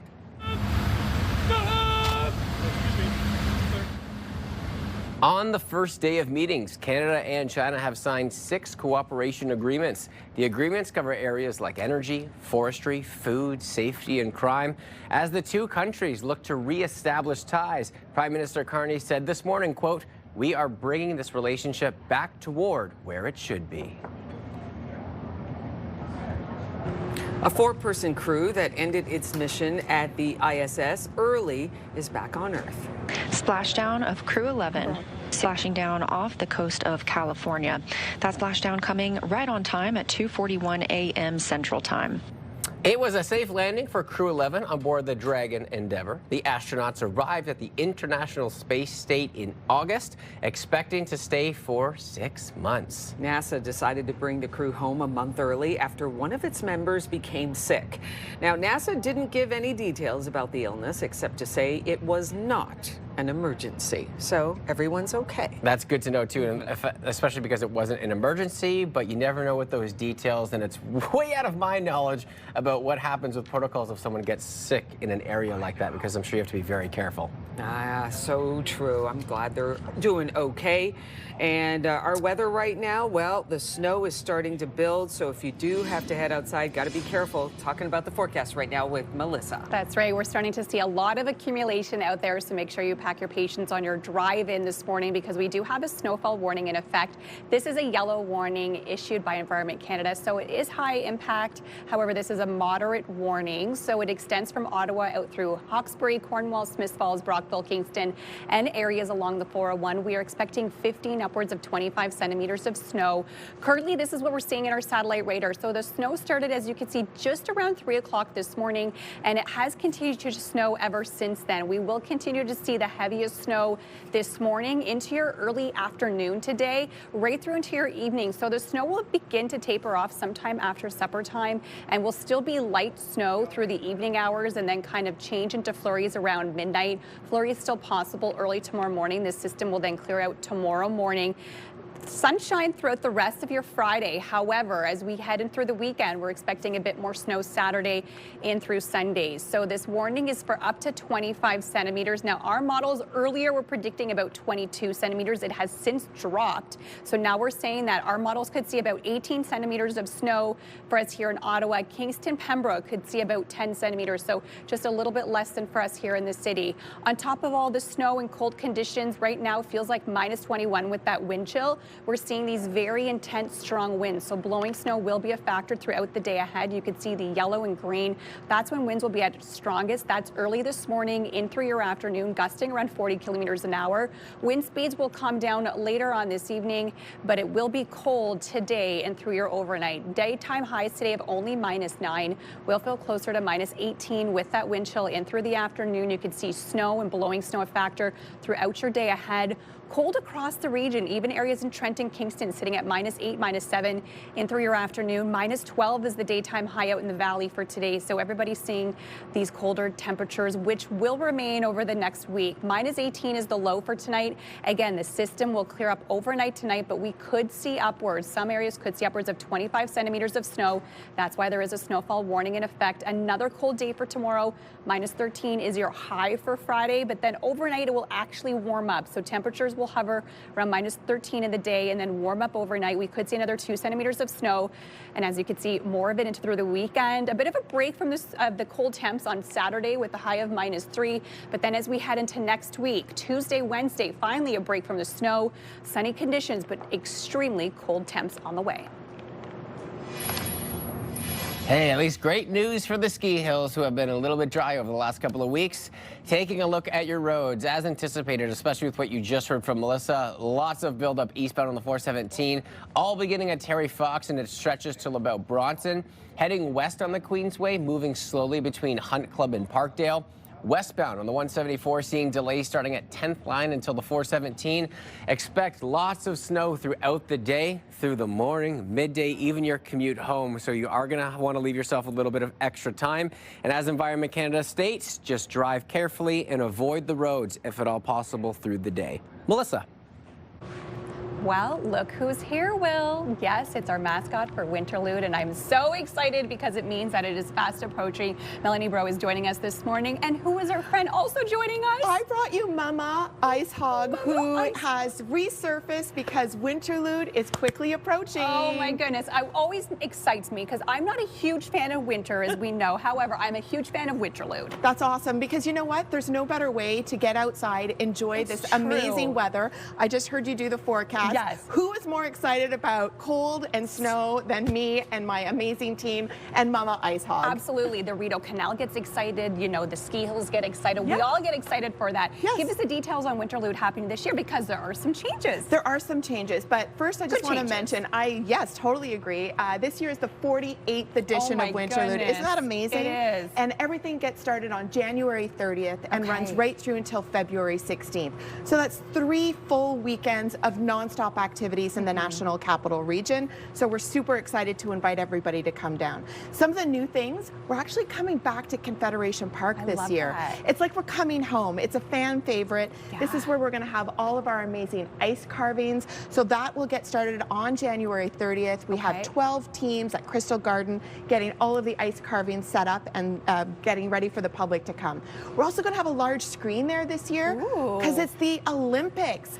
And aren't we looking forward to celebrating Canada in the Olympics? So you won't miss any of the action. That's right. So don't stay at home. Okay. Put your toque on, come out, and we'll have it on you on our large screens. I love it. Tell me about Snowflake Kingdom. This is always a favorite. I remember going as a little kid, and now I've got to bring my kids. It's so special. It is amazing. This is where we have our ice slides, and that is for really the young at heart, but for all ages. Everybody. Yes. Let's be honest. New this year, we're going to have a major Ferris wheel. So what an amazing opportunity to get in that Ferris wheel, and the views are going to be spectacular of the National Capital Region from that Ferris wheel. And tell us what's happening right here in the Byward Market. The Byward Market, what an amazing partner we have. We have so many amazing partners, but this year they are bringing Barbagazi. So they're going to have snowmobiles, apparently, that are going to be up in the air, somewhere of like 40 feet in the air is what I'm hearing. I don't know how that's going to happen. Video. This is wild. It's going to be amazing. We can't wait. Another amazing partner coming back this year, we have Igloo Fest. So we have our electronic dance music festival that will be part of Winterlude, and so many other fan favorites that we have coming back this year. Okay, so the good thing is January 30th. It is fast approaching. That's the date we have circled on our calendar. Correct. And of course, people can head to your website for more information and for all the details this year. Our website is live. It's amazing. You can plan all 3 of your weekends, bring your family and friends, and it's going to be an amazing, amazing Winterlude this year. Oh, I can't wait. Well, thank you so much for joining us, and thank Mama Ice Hog for coming out of hibernation just to join us this morning. We truly appreciate it. Will. Well, more than 20 vendors will be featured at the National Arts Center's Bomb Market tomorrow evening. We are going to get a preview of some of the vendors just ahead after the break. But for now, we head back outside through our Centennial Glass Skycam, and I bet we're going to see some snowfall. Yes, there it is. Melissa letting us know Environment Canada has issued a snowfall warning, 25 centimeters possible throughout the day. Avoid the roads if at all possible. Stay with us. We'll be right back.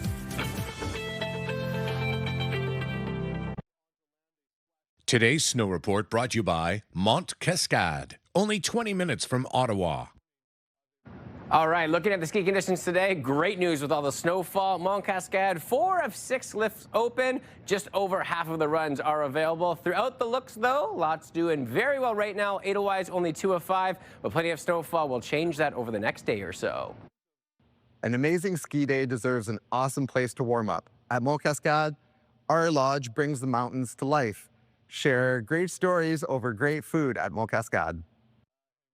Well, more than 20 vendors will be featured at the National Arts Center's Bomb Market tomorrow evening. It's a market that brings together women-led businesses from Ottawa's African and Caribbean diasporas. We've got 3 vendors from the Bomb Market here this morning, and we're starting with Tatia from Chap Chap Snacks, and we could always lose some snacks. Good morning to you. Good morning. So tell me a little bit about the business before we dive into all the beautiful, delicious things that you have here today. So yeah, my business is Chap Chap Snacks. So Chap Chap Snacks is a company founded by me, obviously. Well, you never know. You could have taken it, so I'm glad we clarified. I know. Yes. So we do cashew nut butters, chocolate, and hibiscus jam. They are all delicious. They are all naturally made, gluten-free, lactose-free, so everything good in a bottle. Oh, well, it just sounds good as you say it. What are some of the options that you have here available? Because you touched on some of them. Oh, yeah. So I have a cashew with maple, cashew with caramel orange, cashew with dark chocolate, and like I mentioned, the hibiscus flower jam. I actually have some sample if you would like to try. I would love. Give me a quick one, would you? So this one is one of the best flavors that we have, the caramel orange cashew. Ooh, we're off to a good start. You know what? And I see a second here. Yeah. I'm going to bring this to my next desk. I promise you a spin move. Luann, we're coming over to you. I'll have you. Why don't you give that a little try? Oh. So we're going to go from food. We're going to get a little bit of sense in there. But what do we think of the first one? Do we like that? I love the peanut butter. Oh, the yeah. buttery There we part go. Of it. Delicious. So 1 for 1. Tell me a little bit about your business. Yeah, I'm Lou from Aromatherapy, and I created a self-care wellness brand. And what inspired you to go down this route, especially when you have some of the items here? Was there something that spoke to you? Did you see a niche for it, or what kind of inspired you? Yeah, back in 2021, just being a frontline worker during COVID time, I just needed something that was my own, something that would bring me like peace and calm, some self-care, and just wanted to learn like something new, you know, learn a new skill from time to time. I love that. What's your favorite thing so far about going down this journey that you love being a business owner? I would say two things. So one is meeting customers, and then one is meeting a lot of vendors who are also local small business, and those people have become really close friends of mine. I love it. And you just made a new one too, because they have delicious food there, right? 100%. Making friends every day. Yeah. So what are some of the products available that you have? We have our candle line, our bath and body, and then our home fragrances. And right now a really popular product is our reed diffusers here. You just put all of your reed sticks in, and they just sit there, look pretty for the next few months. I love that too. Actually, I have that set kind of right when you walk in the doors, and it does add, it's not just an aesthetic, but like the smell and everything. Do you find that it really adds a lot of, you know, value to the home in that way? Absolutely. So my personal favorite one is our peppermint and eucalyptus, really good for the winter months. It just reminds me of a spa. So as soon as I walk home, it's very peaceful, relaxing, calming. I love that, and especially now, do we need anything more than to be calm this time of the year? Yes. I appreciate your time this morning. Final spin move, we're heading over to Dawn. Good morning to you. Good morning. Tell me a little bit about your business, and don't worry, I will bring you some peppermint once I figure out which one it is. Okay, but I want the jam. Oh, okay. We'll get you some jam too. Hi, my name is Dawn, and the name of my business is Chez Kwetu, and Kwetu is in my native language. It simply means our home, and that's for I create handmade goods, colorful, cozy for the homes. And when we talk about homes, we talk about your home, where you live, and we also talk about your body because it is also your home. I love that. What are some of your favorite things that you've brought with you today that you've created? Because these are so wonderful. Perfect. Well, I brought the new product that we're going to be bringing tomorrow at the National Art Center for the event. So it's a gift box that is, it's called Home Within. So it's pretty much just a home feeling thing. So we've got a mug, we've got a tote bag that is a matching, we've got trinket, a coaster, a scrunchie, a notebook, and also a bookmark. But my favorite thing to do in my business is pretty much here. I am a sucker for home decor, so I love them colorful, crazier, and funkier and unique as much as possible. I love it. Well, it all looks beautiful. You know, there's a game I played with my siblings. It was called Cubbies. So you put something outside of your room, and then you get to go pick it from your other siblings. So I'm going to let you guys, as we go to a break here, you can wander off at each station and see if you like anything from each other's stations. So take a little gander. We'll see something. Oh, no hesitation on the front. Look at that. They've all got something special. Thanks to all of you for joining us this morning. Thank you. Melissa, over to you. I would like to be included in this game. Well, coming up here on Your Morning Ottawa, Chez Vincent is more than just a thrift store. We learn more about how the organization supports the environment and the community right here in Ottawa. Plus, some thrifted looks you could grab for less.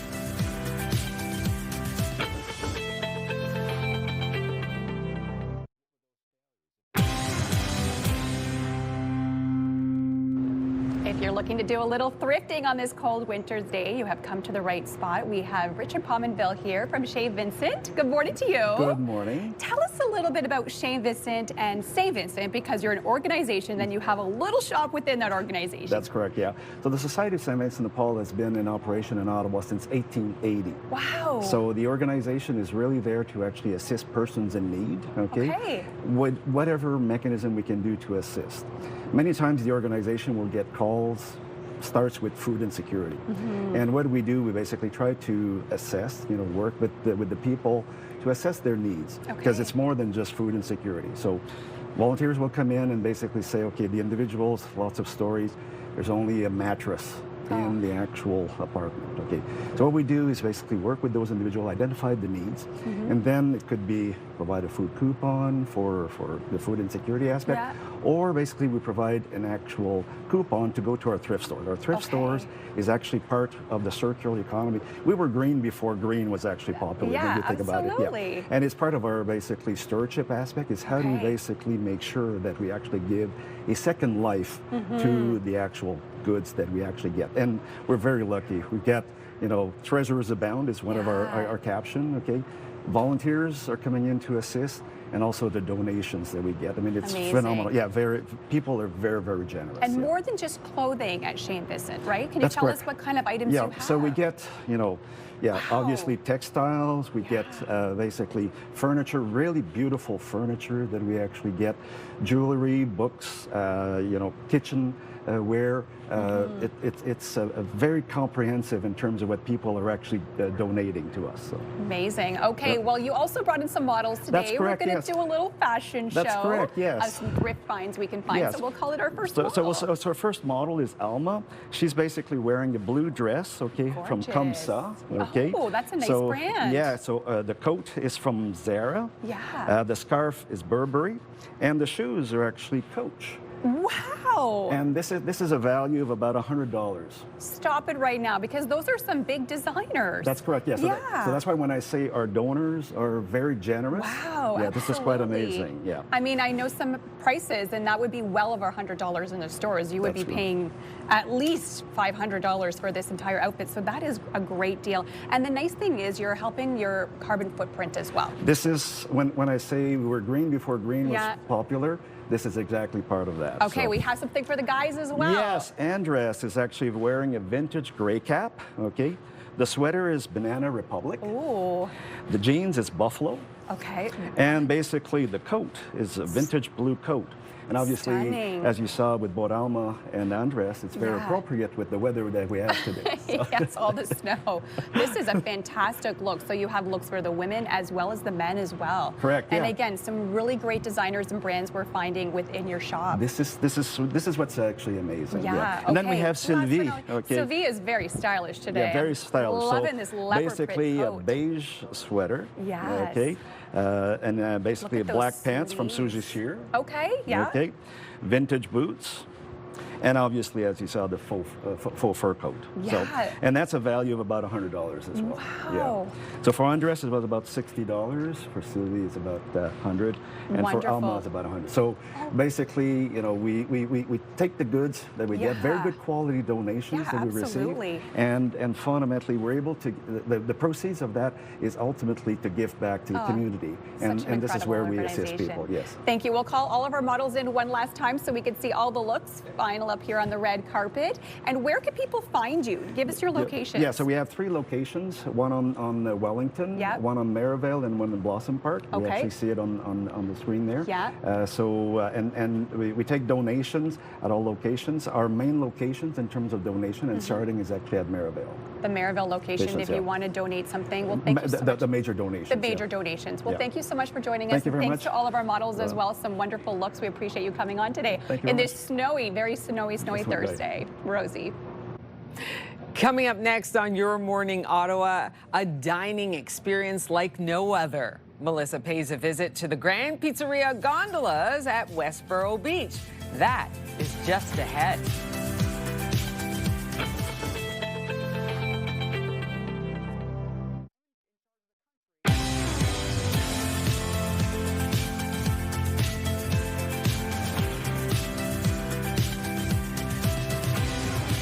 Good morning and come on in. I'm Rosie Edden. I'm Will Aiello. And I'm Melissa Lamb. We're really glad you could start your day with us. It is quite snowy out there. We're going to get to our top news headlines.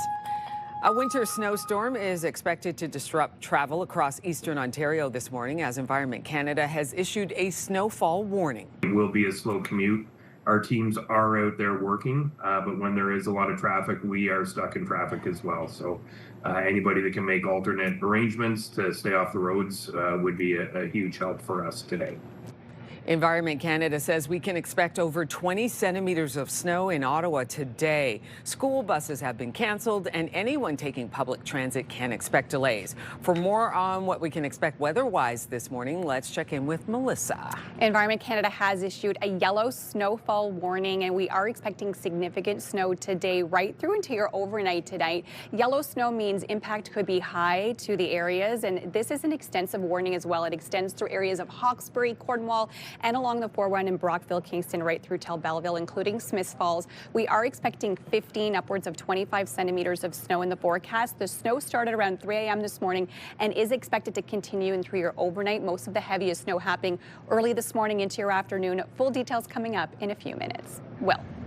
Thanks, Melissa. Definitely drive carefully out there today. Well, residents in Ottawa will soon be the owners of a new landfill. Council voting to go ahead with the purchase of the East End site. Council voted 20-5 to move forward with buying the 192-hectare planned private landfill, which is owned by Taggart Miller Environmental Services. But until the sale is final, Council is bound by a confidentiality agreement. I didn't think this process was fair for residents. I have concerns with the acquisition itself. Whoever owns it is going to have to ensure the protection of groundwater, the protection of the environment. By the end of March, we should have more details when staff report back to Council, but this is just part of the solution to ease some pressure on the Trail Road dump. Mayor Mark Sutcliffe says the city could still build an incinerator. Well, tensions are high this morning in Minnesota after another shooting involving an ICE officer. This one comes 1 week to the day since the fatal shooting of protester Renee Good that sparked nationwide protests. The Department of Homeland Security said a Venezuelan immigrant fled in his vehicle during a targeted traffic stop, then crashed into a parked car and fled on foot. During the arrest, 2 other individuals allegedly attacked the officer with a snow shovel and a broom handle. Minnesota officials are now calling for peace in the streets while also still demanding that ICE leave the city. According to Danish officials, there is a fundamental disagreement over Greenland, but they are open to continuing the conversation with the U.S. We have decided to form a high-level working group to explore if we can find a common way forward. The group, in our view, should focus on how to address the American security concerns, while at the same time respecting the red lines of the Kingdom of Denmark. The foreign ministers from both Denmark and Greenland met with Vice President J.D. Vance and Secretary of State Marco Rubio in Washington yesterday. The 2 sides agreed to disagree for the moment, vowing to create a working group to talk about the issues. The ministers also made it clear that Washington hasn't budged on its position to acquire Greenland, something they are calling an unacceptable breach of sovereignty. During meetings in China this morning, Prime Minister Mark Carney said Canada is now entering a new era of relations. This sets the stage for these important discussions on a wide range of issues where we can be strategic partners. Prime Minister Mark Carney was welcomed by China's second and third most powerful officials. He is set to meet with President Xi Jinping tomorrow. Canada and China today announced 6 cooperation agreements covering areas like energy, forestry, food, safety, and crime. He will also be talking with business leaders from the oil, battery, and banking industries. In neighboring Quebec, residents learned that they will be getting a new premier. François Legault says that he is stepping down. The move comes as his party continues to drop in the polls. Legault's CAQ have formed 2 majority governments since 2018. He will remain in his role until the new party chooses a leader. Quebec's next provincial election is in the fall. In Ontario, Liberal leader Bonnie Crombie has officially resigned from her role effective immediately. The former mayor of Mississauga won the Liberal leadership race in 2023. However, in last year's provincial election, her party finished 3rd and she failed to win a seat. So last September, Crombie had said that she would step aside when the party chose a new leader, but there is still no timeline for a leadership contest. More than a dozen Ottawa organizations have made their pitch for funding in the lead up to the province's next budget. Among the submissions, a call from the Queensway Carleton Hospital to fund new AI healthcare tools. They say other institutions across Eastern Ontario would be able to tap into the funding as well, and it would model tech already in use at Sick Kids in Toronto. That has seen wait times drop significantly. But using artificial intelligence, they're able to take numbers that are recorded from nursing staff, like your blood pressure, the rate that you're breathing, your pulse rate, and predict, using predictive analysis, which changes may well represent a sinister turn of events for that patient. The Queensway Carleton is also hoping to see funding set aside in Ontario's next budget to expand overall capacity. A huge win for the Sens last night. 2-on-1 for the Senators. Brady Tkachuk keeps shoots. Scores! There he is, our captain, Brady Tkachuk, scoring his 200th career goal. They took a bite out of the Big Apple's New York Rangers, finishing the game with a final score of 8-4. Back-to-back wins for the squad, facing our directors team, the Canadians, on Saturday. I think for us, just on the panel here with him in the control room, we need that win just so we can hold it over him over the next couple of days. What do you think? Yeah? Absolutely. Yeah. Absolutely. What's that, Mike? Something angry? Oh, a big boo in the ear. Oh, come on, man. He's a diehard fan. He is. Well, our forecast today, thankfully, we don't have to go anywhere on the roads, hopefully, not for a lot of people, because it is very, very slippery out there. Of course, we'll have to get home, and some people will have to get to work. So for your forecast today, there is that snowfall warning in effect, 15 to 25 centimeters of snow. As you heard, pack your patience this morning from Area Roads Manager, as crews will be out in full force, but it will take some time to be able to dig out from this storm. We do have that snowfall warning. It is a yellow warning, and it's extended through areas of Hawkesbury, Cornwall, and along the 401. The snow started around 3 a.m. and it's going to continue to fall throughout the day ahead. Most of the heavy snow early this morning into your afternoon, so that's when we will see these purple bands. Now the snow will begin to taper off in our overnight tonight. That's when it will kind of be reduced to flurries, but still some flurries possible overnight tonight. And we are expecting more snow on the way as we head into the weekend. So a break from the snow tomorrow afternoon, but then more snow on the way Saturday in through Sunday. So how much snow are we expecting? Earlier, our models were showing about 22 centimeters in Ottawa. However, it has since been updated, and now we're showing about 18.4 centimeters for us here in the city. So that's how much we are expecting. But that's still a lot of snow, close to 20 centimeters of snow in a very, very short time. It will continue to snow right through into your evening hours. 9 centimeters in Bancroft, 17 over in Trenton, 6.6 out in the valley for today, Pembroke, Petawawa, 14 centimeters in Kittigan, Zibi. So ranges really all over the map. Blowing snow a factor with this system as well, and that's because we're seeing these more intense winds gusting out of the northwest up to 40 kilometers an hour. We will continue to see these stronger winds until late this evening, and then they will begin to taper off into your overnight, so not be so strong into your overnight. But again, blowing snow a factor this morning right through into your evening hours. Temperatures today, right now we're sitting at -12. With that wind chill, feels closer to -21 this morning. So a very, very cold start to your day, and we will continue to see cold conditions today. A high of -9 into the afternoon. Temps will feel closer to -18. So we have 25 centimeters of snow. That's how much in total we could see. However, our models are showing about 18 centimeters in total. -18 is the overnight low. The cold temps continuing tomorrow, -13 for Friday. It will then warm up overnight. So we'll see warmer conditions overnight. Not so bad Saturday, -3, -8 for Sunday, but snow right through until Monday next week. Finally a break from the snow with some sunshine. However, extremely cold conditions Tuesday and through Wednesday. Daytime highs of only -15 and -13. Weather brought to you by Yeggendorf Rashid. Experience, knowledge, and a commitment to excellence. And on your roads, if you are taking transit this morning from the south end, there is a switch issue on line 2. Trains are only serving the southbound platform from Bowesville to Leitrim Station. And on your drive-in right now, there's a stalled vehicle southbound on Woodruff at Hunt Club Road causing delays. A collision northbound on Sussex that has the road reduced to 1 lane between Clarence and Murray. Highways, we're seeing heavy volume eastbound 417 from Terry Fox and through Bronson, heading west on the Queensway. Slow from Hunt Club to Parkdale. Westbound on 174 delays from 10th line all the way to the 417, and the McDonald-Cartier Bridge is also seeing congestion in from Gatineau this morning. So as you can see, roads are looking a little bit snow covered this morning, and underneath that snow we could see some sheets of ice because we saw the mild conditions and rain yesterday, the flash freeze kind of overnight. So icy conditions, snowy conditions, and blowing snow a factor on your roads today.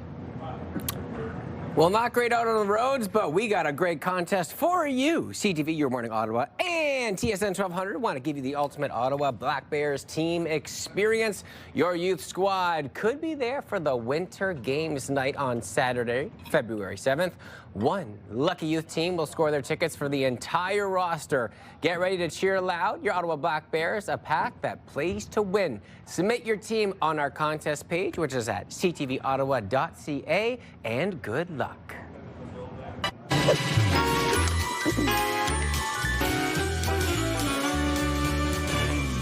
It's a dining experience like no other in the capital. I got to check out the Grand Pizzeria's outdoor dining gondolas at Westboro Beach. I am about to enter a whole new dining experience. We are here at the Grand Pizzeria and Bar. I'm joined with Dave.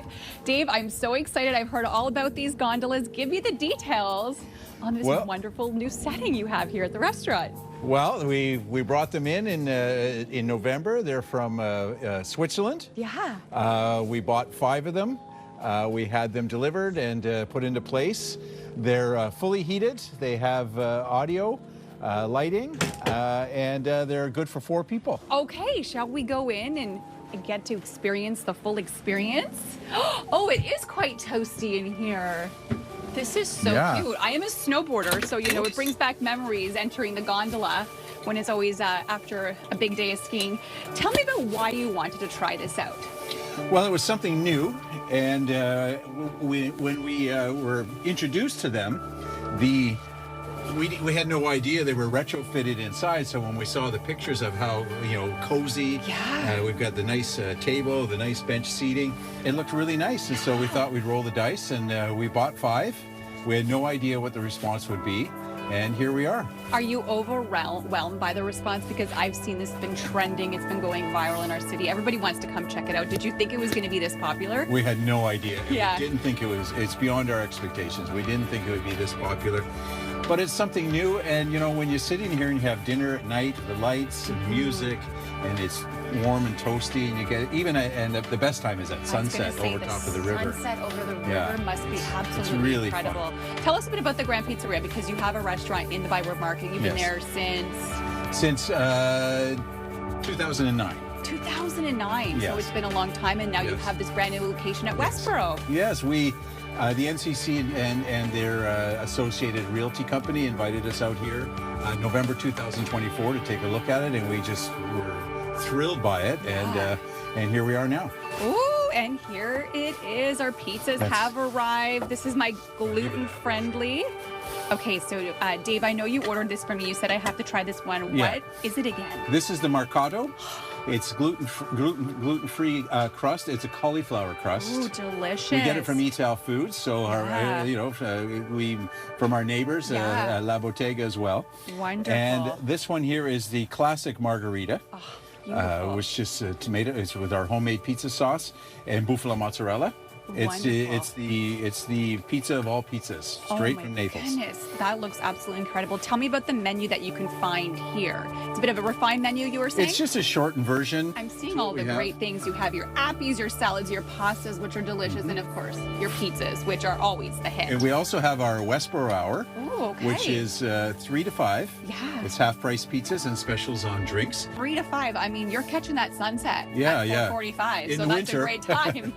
Right now it sets at 4:43, 4:45 p.m. So that's perfect time for sunset and enjoying the happy hour. And the view is absolutely gorgeous. Yes. Stunning. The sunsets are spectacular. I bet. Valentine's Day, you have some specials coming up as well? Yes. We have a set price, flowers, floral arrangements for the ladies, some chocolates, and a bottle of wine or a cocktail substitution, just in case you don't want wine. It's all under one set price, and they're booking up pretty quick. I bet. Okay, so what I need to know, these gondolas are a hit here in Westboro. Is there a chance we could see them ever popping up anywhere else? Well, we're looking at putting some gondolas on our patio in the market. Throughout the winter, and of course during Winterlude. Oh my goodness. That will be a nice complement to our ice bar, which I was going to ask you, is that coming back this year? It's coming back. It's going to be on George Street this year because of the construction, but it's coming back. It'll be set up January 29th. And you'll be able to see it. You'll be able to see it directly across the street because it'll be visible from CTV. Right, it is very visible on the other side this year. Absolutely. Well, we might have to come and check it out. And give us the details. How can people find you? Do they have to make reservations for the gondola? Yeah, we have a special gondola section set up on our website, so you can do reservations for gondola or inside on our website, or you can call. You can call. Well, thank you so much, Jay, for joining us here today and having us here. And thank you so much for making us this incredible pizza. I can't wait to dig in. Yes, enjoy. Thank you. And the pizza was absolutely delicious. Did you save me a slice? I didn't save you a slice, sorry, Will. But we ate it all. And of course, if you know of a great local chef or restaurant, email us your Morning Ottawa at ctv.ca. Here's a live look through our Centennial Glass Sky Cam this morning. Snowfall warning in effect. We could see upwards of 25 centimeters of snow in the forecast. Will it snow right through until your overnight. Cold temperatures on the way, and blowing snow also a factor.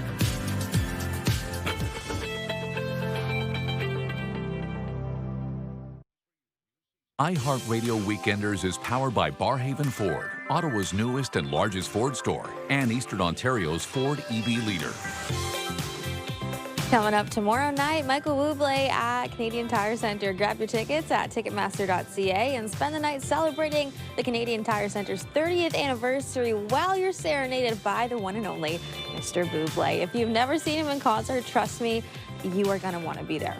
Also happening Friday is the Bond Market at the NAC. This is a vibrant, welcoming space that brings together local women-led businesses and artists from Ottawa's African and Caribbean cultures. This is a big celebration of community, creativity, and shared cultural pride, and features handcrafted goods, fashion, art, food, and lots more.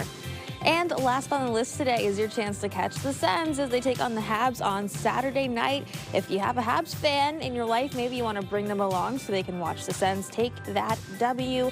Always a good night when you're cheering on the Ottawa Senators. As usual, lots more happening around the capital this weekend. For the full list and all the details, check ctvottawa.ca/weekenders. For the iHeartRadio Weekenders, my name's Tanea Taylor. Have a great one. iHeartRadio Weekenders is powered by Barhaven Ford, Ottawa's newest and largest Ford store, and Eastern Ontario's Ford EV leader. All right, here's a situation for you to start thinking about. Thea's 42-year-old husband started taking testosterone to, quote, get his energy back. Even though his doctor told him that it wasn't necessary, Thea says that she's worried about potential side effects and wants to know how to bring this up to him without seeming like a nag. She turned to Sophie and Jeff from Move 100 to help in this week's edition of Therapy Thursday. First of all, you're never a nag if you're coming from a good place and you're worried about your person's health. There's absolutely nothing naggy about it. If you weren't concerned, that would be weird. Glenn agrees, saying this is the time to be a nag, if you want to call it that, and supporting your husband is not always agreeing with him. Messing with your hormones is dangerous, he says. Jesse's saying if he got so quickly into tea, I don't think this is his first time on it. Ask what his game plan is. If it's just to get some energy back, maybe focus on him having an end date, not to quit it now, but sometime in the near future once he feels back up to speed. I don't know how it works. Does your energy disappear if you go off it? I don't know.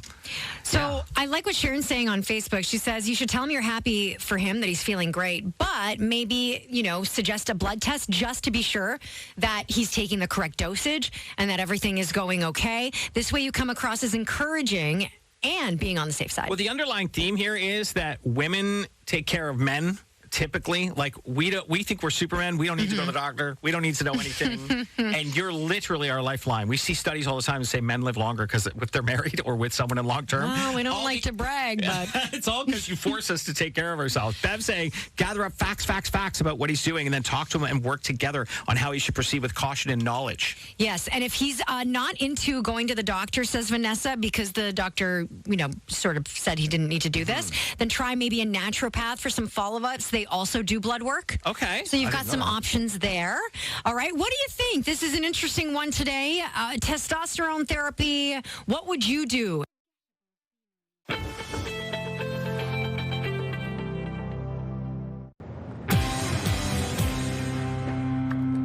Well, that just about wraps up the show, but we've got one final weather report from Melissa. That's right. We just want to let you know that there is indeed an overnight parking ban in effect as well. It will be in effect from 7 p.m. tonight till 7 a.m. tomorrow. Of course, more information is available on the city's website, and that's because we do have that snowfall warning in effect issued by Environment Canada.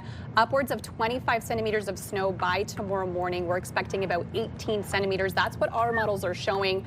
Blowing snow a factor. You could see it will be a windy day and cold. -9 is your daytime high for today. So a bit of a messy day on the way for us here in the city. Yeah, massive switch from what we've been used to, but on a positive note, again, once we go through those milder temperature days, the canal had to temporarily close. With the colder temperatures, it looks really good. Yeah. And now with the snowfall, great for the ski hills too. So always looking at the benefits of the positive side. Yes, and for all you folks on foot or taking public transit, take your time, be careful out there, and if you're heading out on the roads as well, give yourself plenty of time to get from point A to point B. We'll see you right back here tomorrow morning. Take good care, be careful.